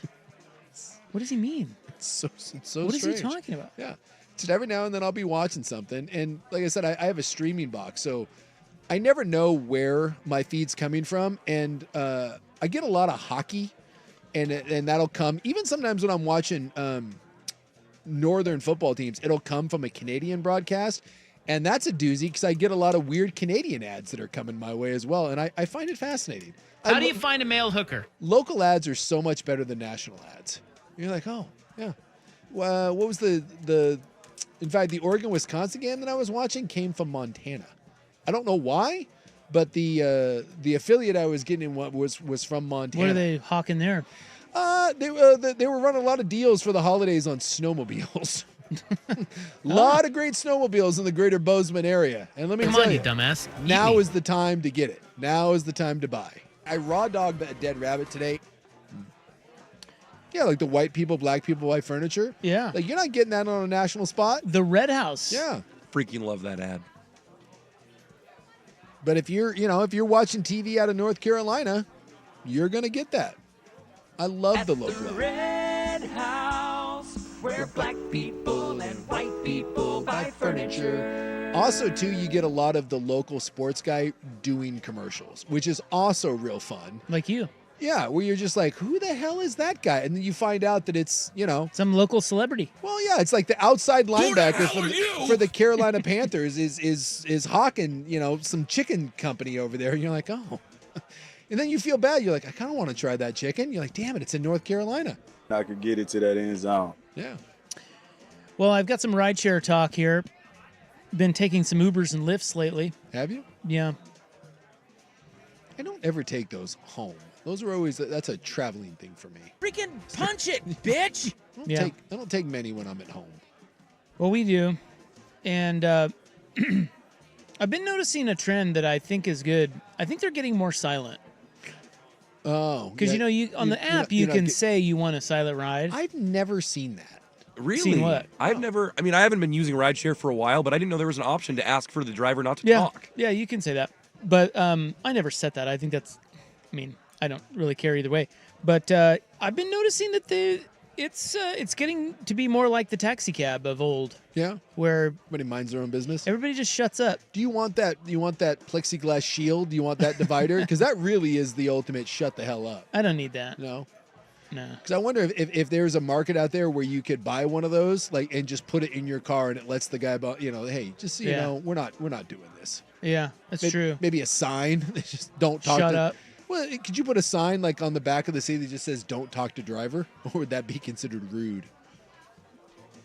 Yeah, I don't know if you'd get 5 stars. Shut up. From some people. What if the driver doesn't want to talk to you? Because I'm sure they get it too. Yeah, I don't know. You get the chatty Cathy in the back. Look, the last 2 I've had haven't said a word, and it's great. Yeah. I just sit there and play on my phone. My buddy's he likes to chat it up. He always talks to the driver. Uber driver? No. When we get in an Uber, is we'll go do stuff. I usually do too. Yeah, he's a talker. He wants to engage in the driver. I'm always just interested in people and their stories and like what's going on. And sometimes they get really annoying, and then I'm like, oh god, why did I start this conversation? But then other times it's like, oh, cool dude or gal. And we were in Indianapolis once, and he asked the guy where he was from, and boy, it did not go well. We were like, ooh. Well, the guy was a Middle Eastern fella, and my buddy always asks where someone's from. And I think that guy had been getting asked that question maybe a little too much. Or in the wrong way. Yeah.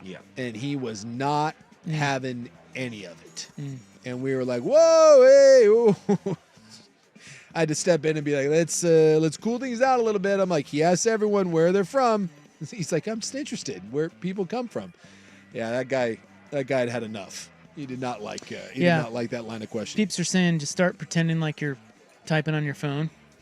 Or taking a call. They'll headphones or AirPods in is a good way to go. Yeah, they'll shut up.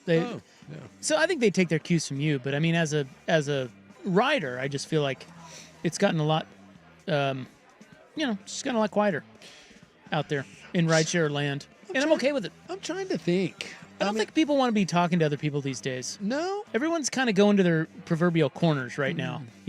After the election and everything, I just don't think people want to talk about it.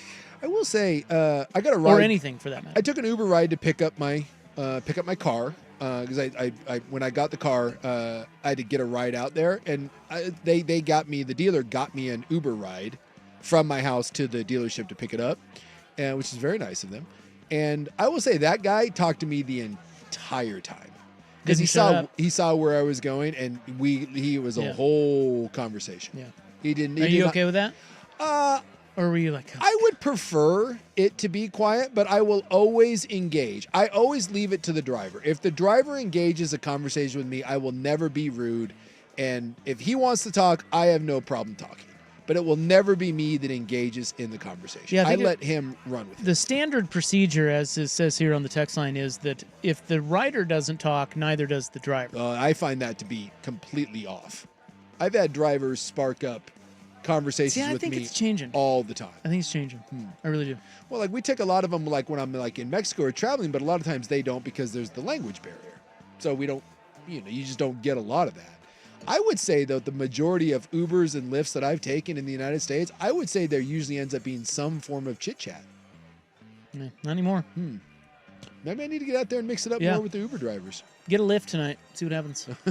Now I kind of just randomly take one. Just drive around. Yeah, just see what happens. Just see it and don't say anything. Just see if they spark up a conversation. Yeah, I bet they don't. In other rideshare news, and we'll get to this next, how do you feel about rideshare with guns? Oh. What do you think about that? No? Aren't you a big gun guy? Am I? Yeah. Why am I a big gun guy? Well, look at you. I do own. And you own a gun? I do own a gun. Yeah, there you go. Jesus. I used to own more guns, but someone stole them. My guns were stolen. Thanks, Obama. I know. I just walked out of the garage with them. So I'm down to a gun. I got to get some more. I got to go down to Gunther's Guns and pick up some more. I don't think one's going to do it. Well, it is a thing. Rideshare with guns. Boy, I can't think of a worse idea. Next on The Fan. Oregon Ducks football is on The Fan. Woodington behind Gabriel.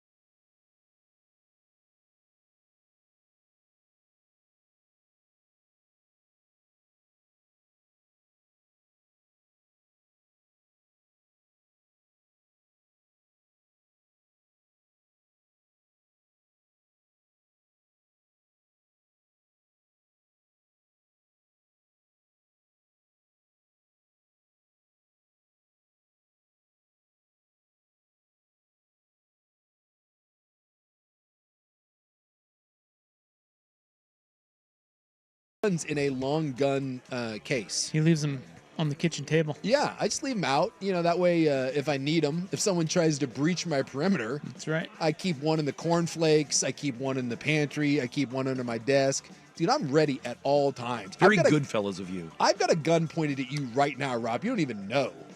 Yeah, I just had them I had 3 guns in a long case, like a plastic case, and I just kept it in my garage on top of a shelf.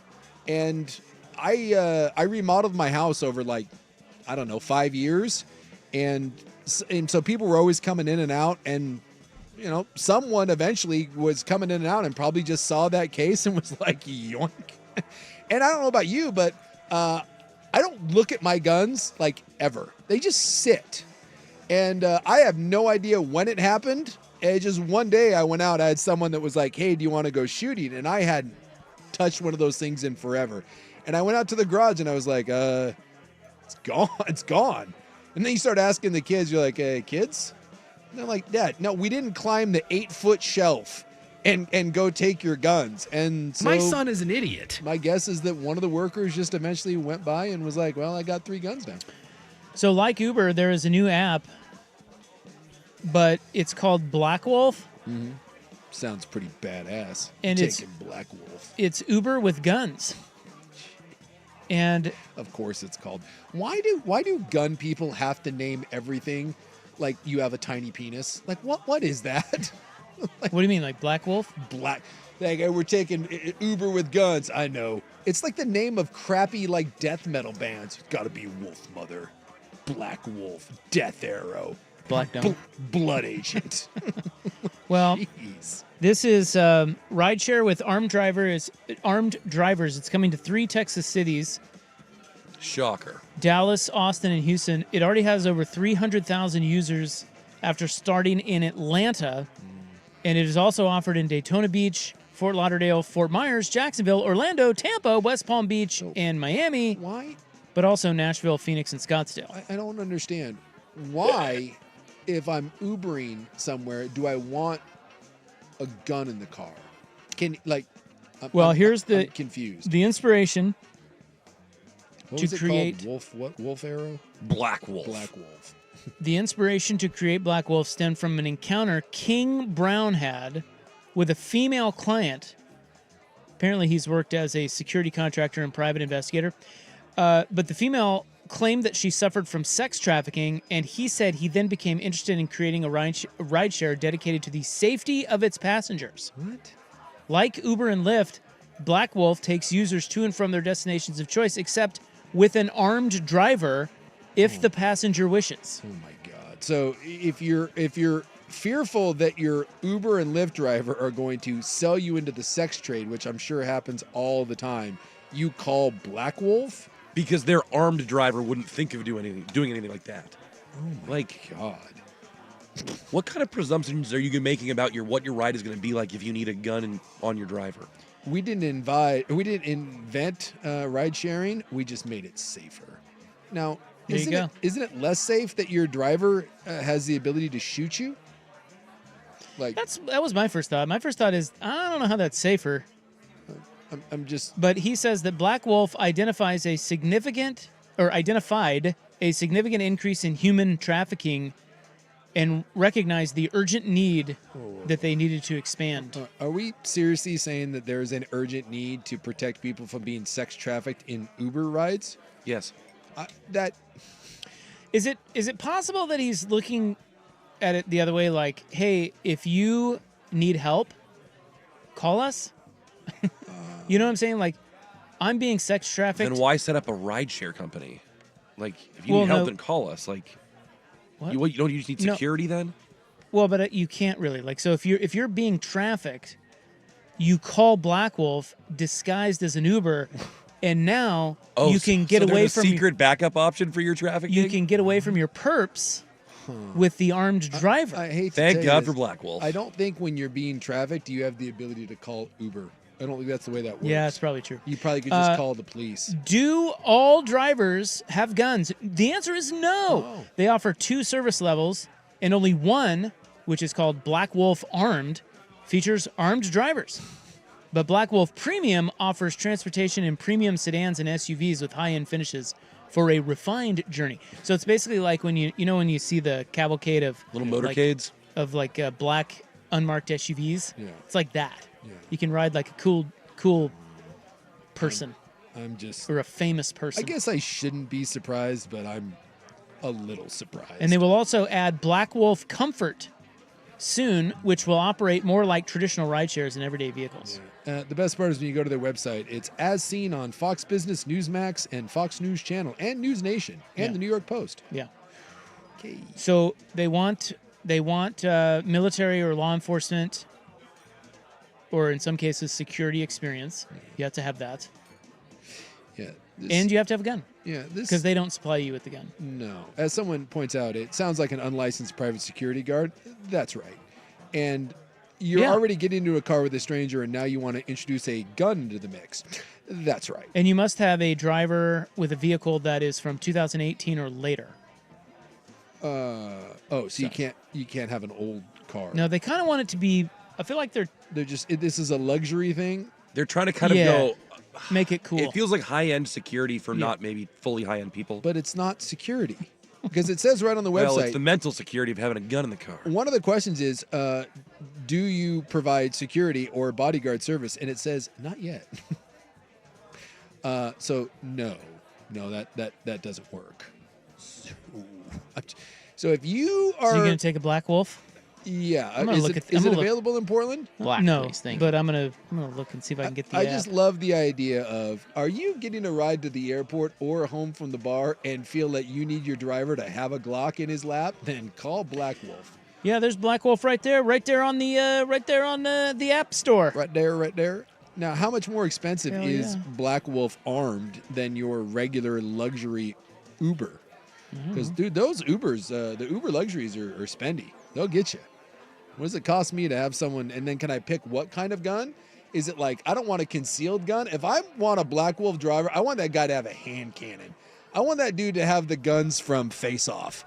I want the Nicolas Cage gold Desert Eagle. The Castor Troy. Yeah, that thing was badass. Yeah, I want one of those weird. I want like a GD like 50 caliber sniper rifle riding shotgun with me. The other thing about this is like when you get Black Wolf armed. Yeah. How do you even know they're armed? It's not like he's gonna turn around and be like, "Yeah, check this out." Well, maybe you know what I'm he saying? is. Can you ask him to see the piece? You're like, hey, let's see what you got. Excuse me, Mr. Wolf. What are you packing?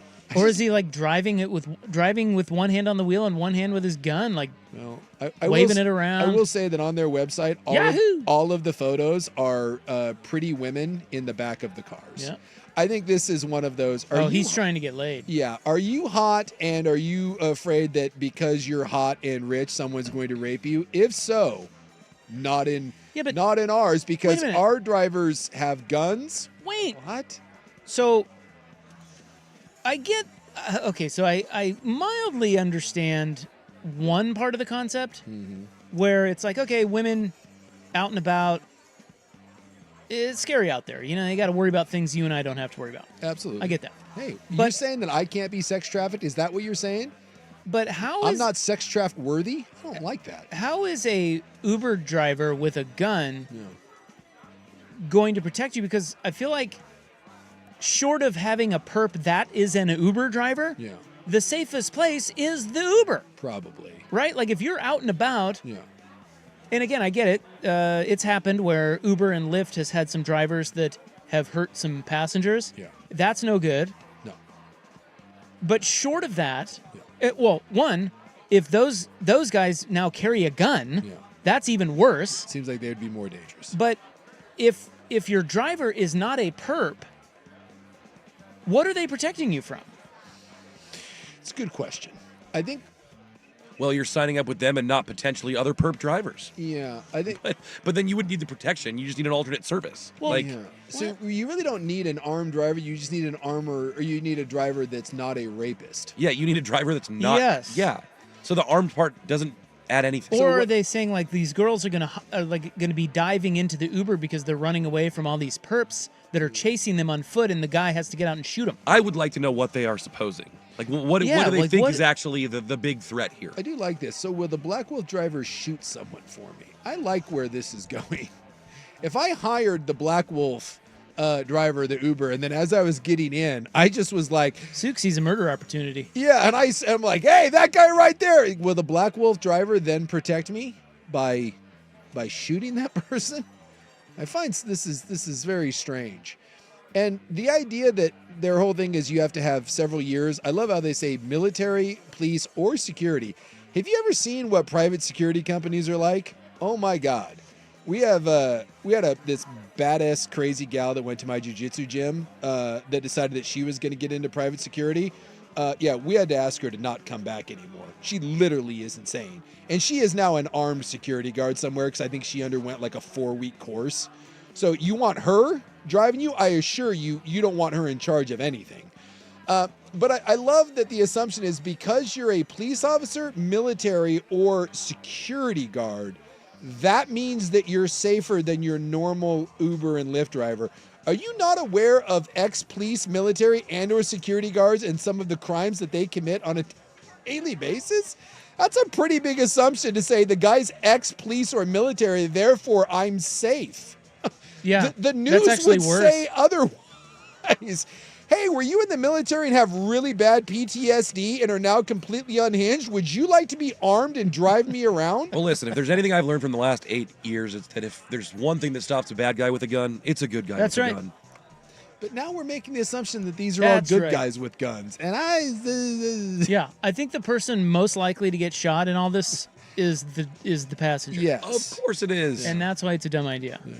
Much like they say with guns in your house. Someone says, who pays for the attorneys after the shooting? It's a good question. Do you call Well, they don't get paid until you win. I just love that all the photos are these women like in the back of cars, just like, yeah. Feeling so safe because he has influencers in distress. Glock. Glock's not going to get it done for me. I'm telling you right now. Nah, dude, I want a freaking hand cannon. I want that gun that the guy from The Walking Dead had. I want that big Taurus revolver. Here's that a good bull barrel question thing. for you. This is one of our texters who asks, hey, as two white guys, can you explain something to me? Yeah. I am a person of color, and I do own a couple of guns for home defense, but what is the fascination with some Caucasian men who want to stockpile guns and ammo? That's a great question. I don't know what to tell you. I about can't this. answer that. Yeah. But I do know that on my weekly trips to Bi-Mart with my father-in-law, you know, they sell ammo in there and guns and stuff. Yeah. Dude, there are some people. I am shocked at how much ammo people buy. Oh, yeah. Yeah. I think Danny said that he's got like a couple 100,000 rounds at his house. I mean, it's like, yeah. Well, I think what having lived in La Center and was involved in church-going activities, I can assure you that the people that live out there, one gun. When I joke and say one gun's not enough, it is not. No, it's not. And I've often asked someone. But that's what he's asking. Like, why? What is that? I think the idea is when the apocalypse happens, you need options. So it's an apocalypse thing. I also think that there's some. For some people, it's like getting multiple cars. Well, this one does something a little bit different, and this has this cool feature, and I can afford it. And so it's like I have a collection of these things that are all a little bit different from each other. It just becomes garbage pail kids that you can shoot. I can buy that. Dude, I knew people that had like 30 guns, and I'd be like, dude, have you ever shot that gun? No, but I've got it. And it's crazy. It honestly becomes it's a penis extension, and it makes you feel like a man, and the more it makes you feel like a man, the more you want to keep buying them. Just Google largest penis in the world and the dude pops up. Yeah. Dude, I had 4 guns and I didn't realize they were gone for potentially 2 years. I was like, wait, those things are gone. That seems bad. 4 guns. So you're this guy. Well, no. I bought a gun and then I inherited. Well, that's not true. I bought 2 guns. I bought a handgun and I bought a shotgun, and then I inherited 2 guns. So at one point I had 4 guns. 2 that I bought, and again, 2 that were given to me, and now I have 1 gun, and that was several years ago, and I still have 1 gun. And guess, can you play the fun game of the last time that I took that 1 gun that I have out of the drawer that it sits in? I think you said you take it to go hiking sometimes, right? Yeah, once in a blue moon, that'll come out. Hiking? Yeah, like if I go out and I take my dog and we go out into like a deep woods hike, I'll take it with me. I'd probably say that gun comes out of the drawer probably 3 times a year, and it gets fired once every 18 months. Well, here's a white guy who says, that's a great question. I'm a white guy. I always want to buy guns, but why? Yeah. I don't know. Yeah. He can't even answer it. No. And once you get more than one gun, you realize how silly it is because you don't fire the one gun that you have. The best thing is, I got a buddy of mine who got he lives off a division. Right on the busy street he's got a tri-level and it looks like a business. And someone kicked in his front door in the middle of the night while he was sleeping. Uh-oh. Yeah, it was pretty scary. So he 911 and he's like, I can hear him downstairs. And so he's like, what do you do if they start coming up? And so obviously at that point it was, I don't blame him. Like that's pretty a nerve-wracking thing. So I loaned him my one gun that I had because he was gonna go out and buy one. So I loaned him my one because I'm like, I don't need it, dude. I'm fine. And he went out and bought he bought like the John Wick shotgun, like the Benelli shotgun, like one of the nicest things that you could buy. And it's been sitting under his bed. And this has now been like 2 years, year and a half, 2 years. The best part about that shotgun? He doesn't have any bullets for it. He has the world's most expensive club. And I make fun of him. Me and my buddies make fun of him all the time. I'm like, what if someone breaks into your house, you going to throw that Benelli shotgun at him? Gonna hit him with it. He's like, oh, the sound of it. And I'm like, well, that's true. You could stand at the top and rack it. God forbid someone calls you on your bluff. But yes, he has a very, very expensive war club as that shotgun just sits. And it's because you don't think about it. You're like, oh, it's under the bed, and it just sits there. 99% of people that buy guns, dude, they just sit in your house. So stop wasting, and they're expensive.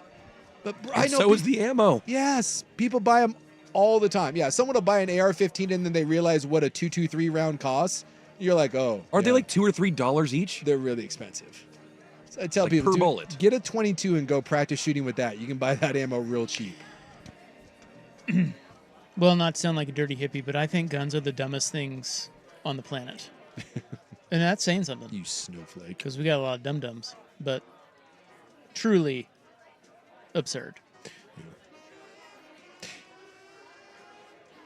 I don't go as far as you do, but gun culture it's a lot. It's gone way, way too far. Yeah.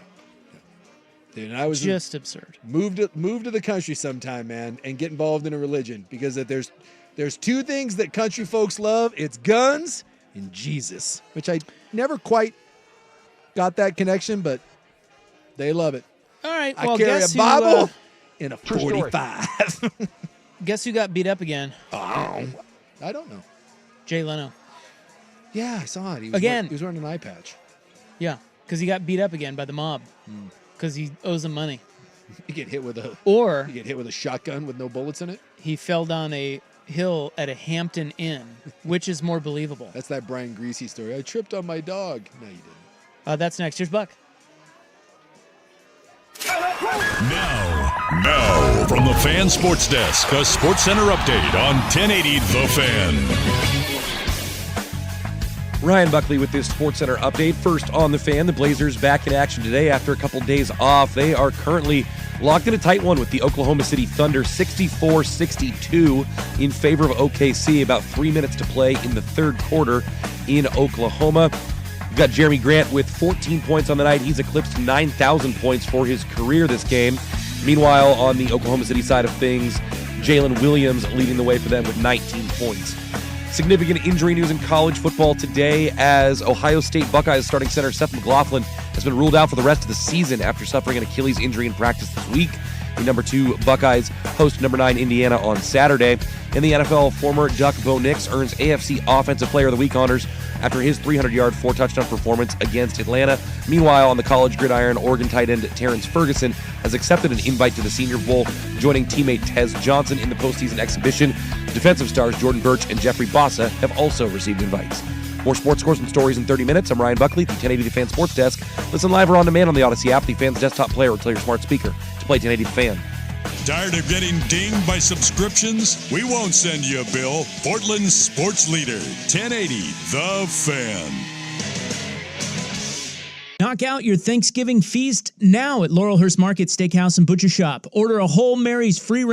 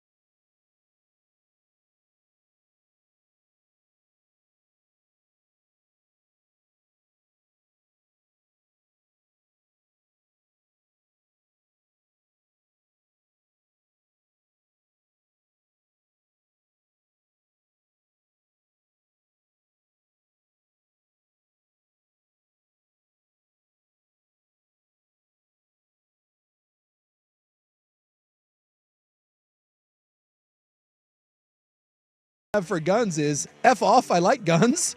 And it's a valid point. You have the right to have them. I just wish more people were honest about it. Hey, why do you have 12 guns? Because it's freaking awesome. It makes me feel like Viagra is running through my veins. That's the only reason, to have 12 guns. See what happened to Jay Leno? Yeah, he keeps getting his ass kicked. Well, this is the second time. Well, I don't know if he keeps getting his ass kicked, but he's had some serious accidents before. Maybe he's just a drunk. That's possible. I thought about that. He just keeps falling down. But are you buying this? He is saying that. So have you seen his face? Yeah, his face is Look at his face. Is all messed up. He was wearing an eye patch, and yeah, it's all bad. bruised. Yeah. Well, he is claiming he was at a Hampton Inn, and by the way, right Jay there, Leno at a Hampton Inn? right there is a red flag. Yeah. He's not staying at Hampton Inn. Certainly doesn't feel that way. But maybe he was in a town where, because he played. You know, did you know that he played in Salina recently? Yeah. Jay Leno? Yeah, he was there. Well, maybe we have a theater downtown there. Falling on hard times. Well, hey, he's worth hundreds of millions of dollars. Jay Leno is. I know, but rich. he's got a tour. He speaks to Middle America. At a Hampton, maybe is that the best Salina has to offer? Still making money. Inn? No, we have better hotels than that. But maybe he was in a town that only offered the Hampton Inn as accommodations. You know what I'm saying? Sure.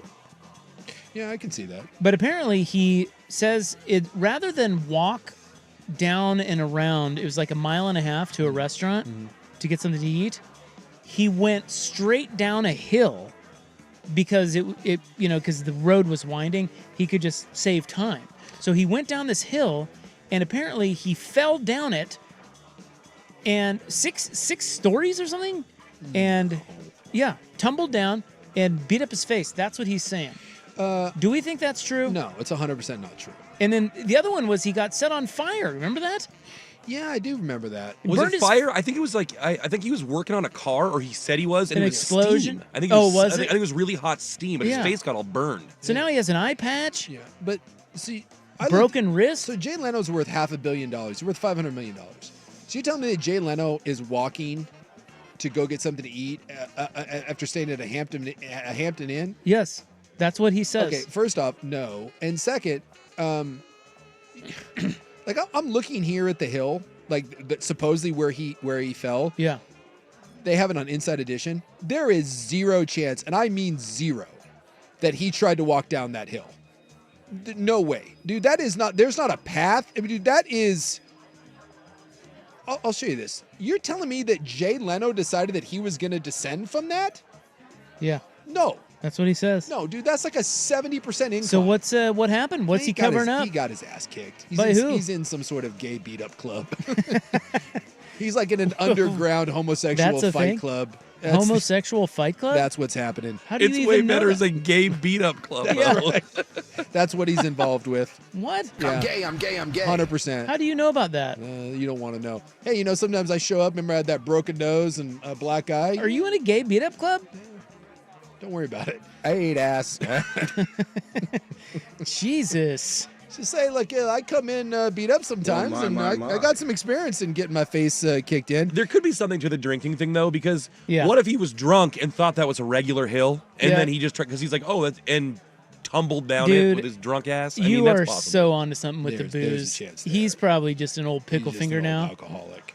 living his best 74-year-old life, rich as hell. Although I find it hard to believe that falling down a hill, the injuries are just to that one specific side of your face and nothing else. Like that seems like you got hit. Yeah, for sure. Yeah, it looks like someone hit him with a blunt object on that side of the head. Yeah, this is it just seems odd. Because normally when you fall like that, if you're falling down, there'd be road rash, right? Like rocks and all that. There'd be more scratches than it would be impact, right? Yeah, dude, that is just one side of your face that has been completely bashed in. That seems like a Tiger Woods Elin 5-iron to the side of the face. Does it say where this is? Pittsburgh? I'll take a look. Yeah, Pittsburgh. Yeah, Pittsburgh. He's at a Hampton Inn in Pittsburgh? No chance. And they said he went on to do a show that night. You know where, I'm trying to think of the best way to put this. How did that go? Well, I don't want to crap on a Hampton Inn. But if you were having a gay beat-up club... Would it be at a Hampton? Would it be? I'm just asking the question. I'm merely throwing it out there. I Well, don't think you it's would go- know. You're the only one that knows about these things. It's not going to be at the Ritz-Carlton.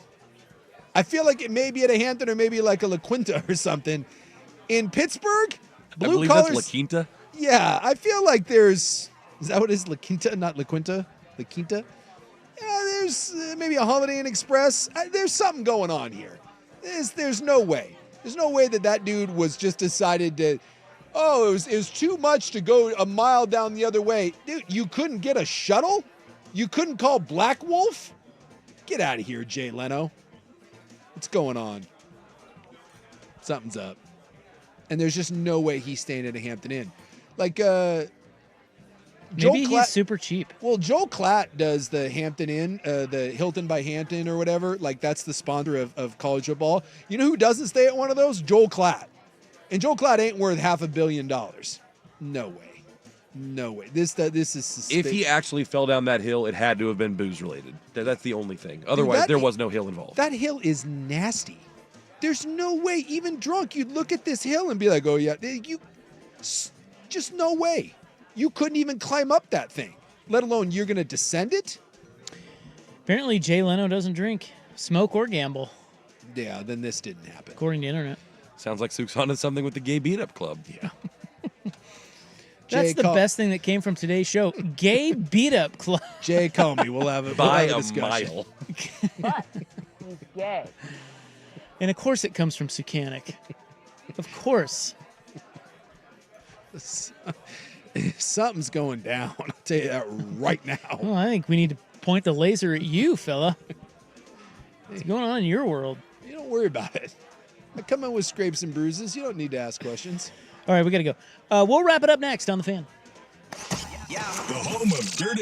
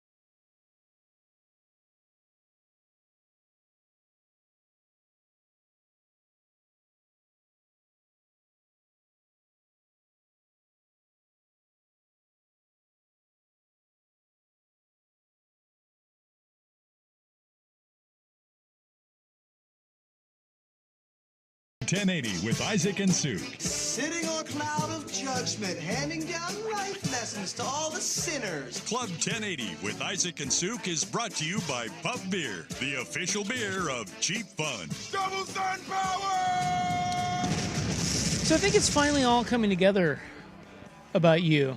What's that? Well, your anger over the years. Anger? You know, you like to fight. You're angry. You're always...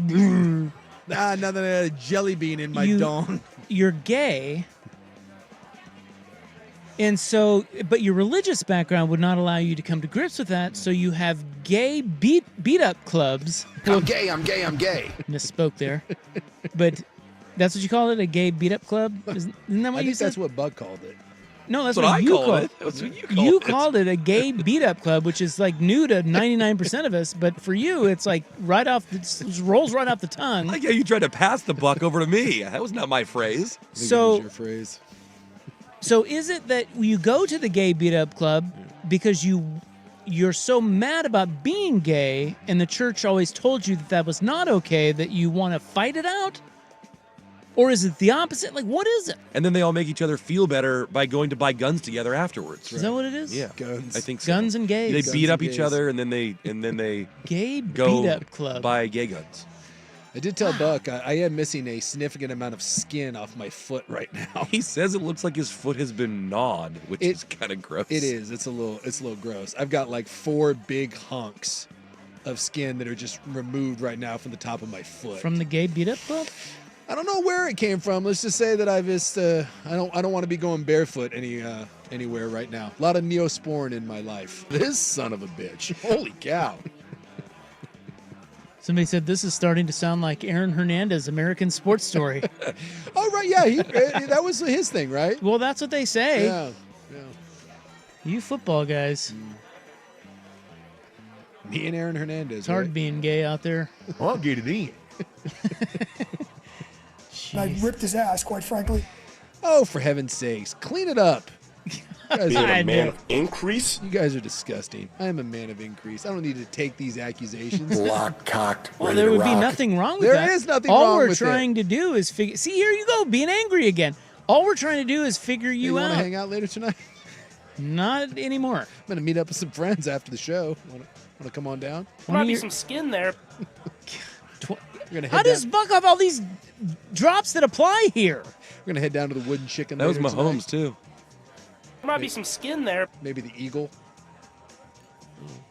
We couldn't do it. It's all coming together. See what happens. 20 years later, we get to the bottom of it. Coochie board. They are who we thought they If they would have just let you be yourself, What if I just showed up and Jay Leno was? I'm like, well, Jay Leno. What is happening? was in the gay beat up club. Jay Leno, hey. Mystery guest at your local gay beat up club chapter. Hey, the first rule of Gay Beat Up Club is you don't talk about it. So Well, then Clearly you not. might be getting kicked out of the group. I then. know. So you're going to a wink Hampton Inn? Wink, wink. That's the code. Hey, what are you doing? I'm going to the Hampton. Yeah, you are. They probably have some cover, like they rent out the convention or like the conference room or something like that for some organization that doesn't exist, and then everyone kind of figures out who they're going to end up with, and then they take off to beat each other up. Put down the mats and get out the baby oil. That's right. Glisten up a little bit. Hold on, boys. I got to grease up. Hey, Red Danny.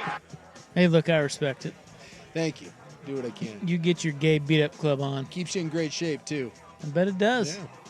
I Girl, bet you it does. something else. Fire away, big boy. Okay. We done yet? That's enough. Yeah. That's Start that. That's enough for Start the tonight. Dire Straits.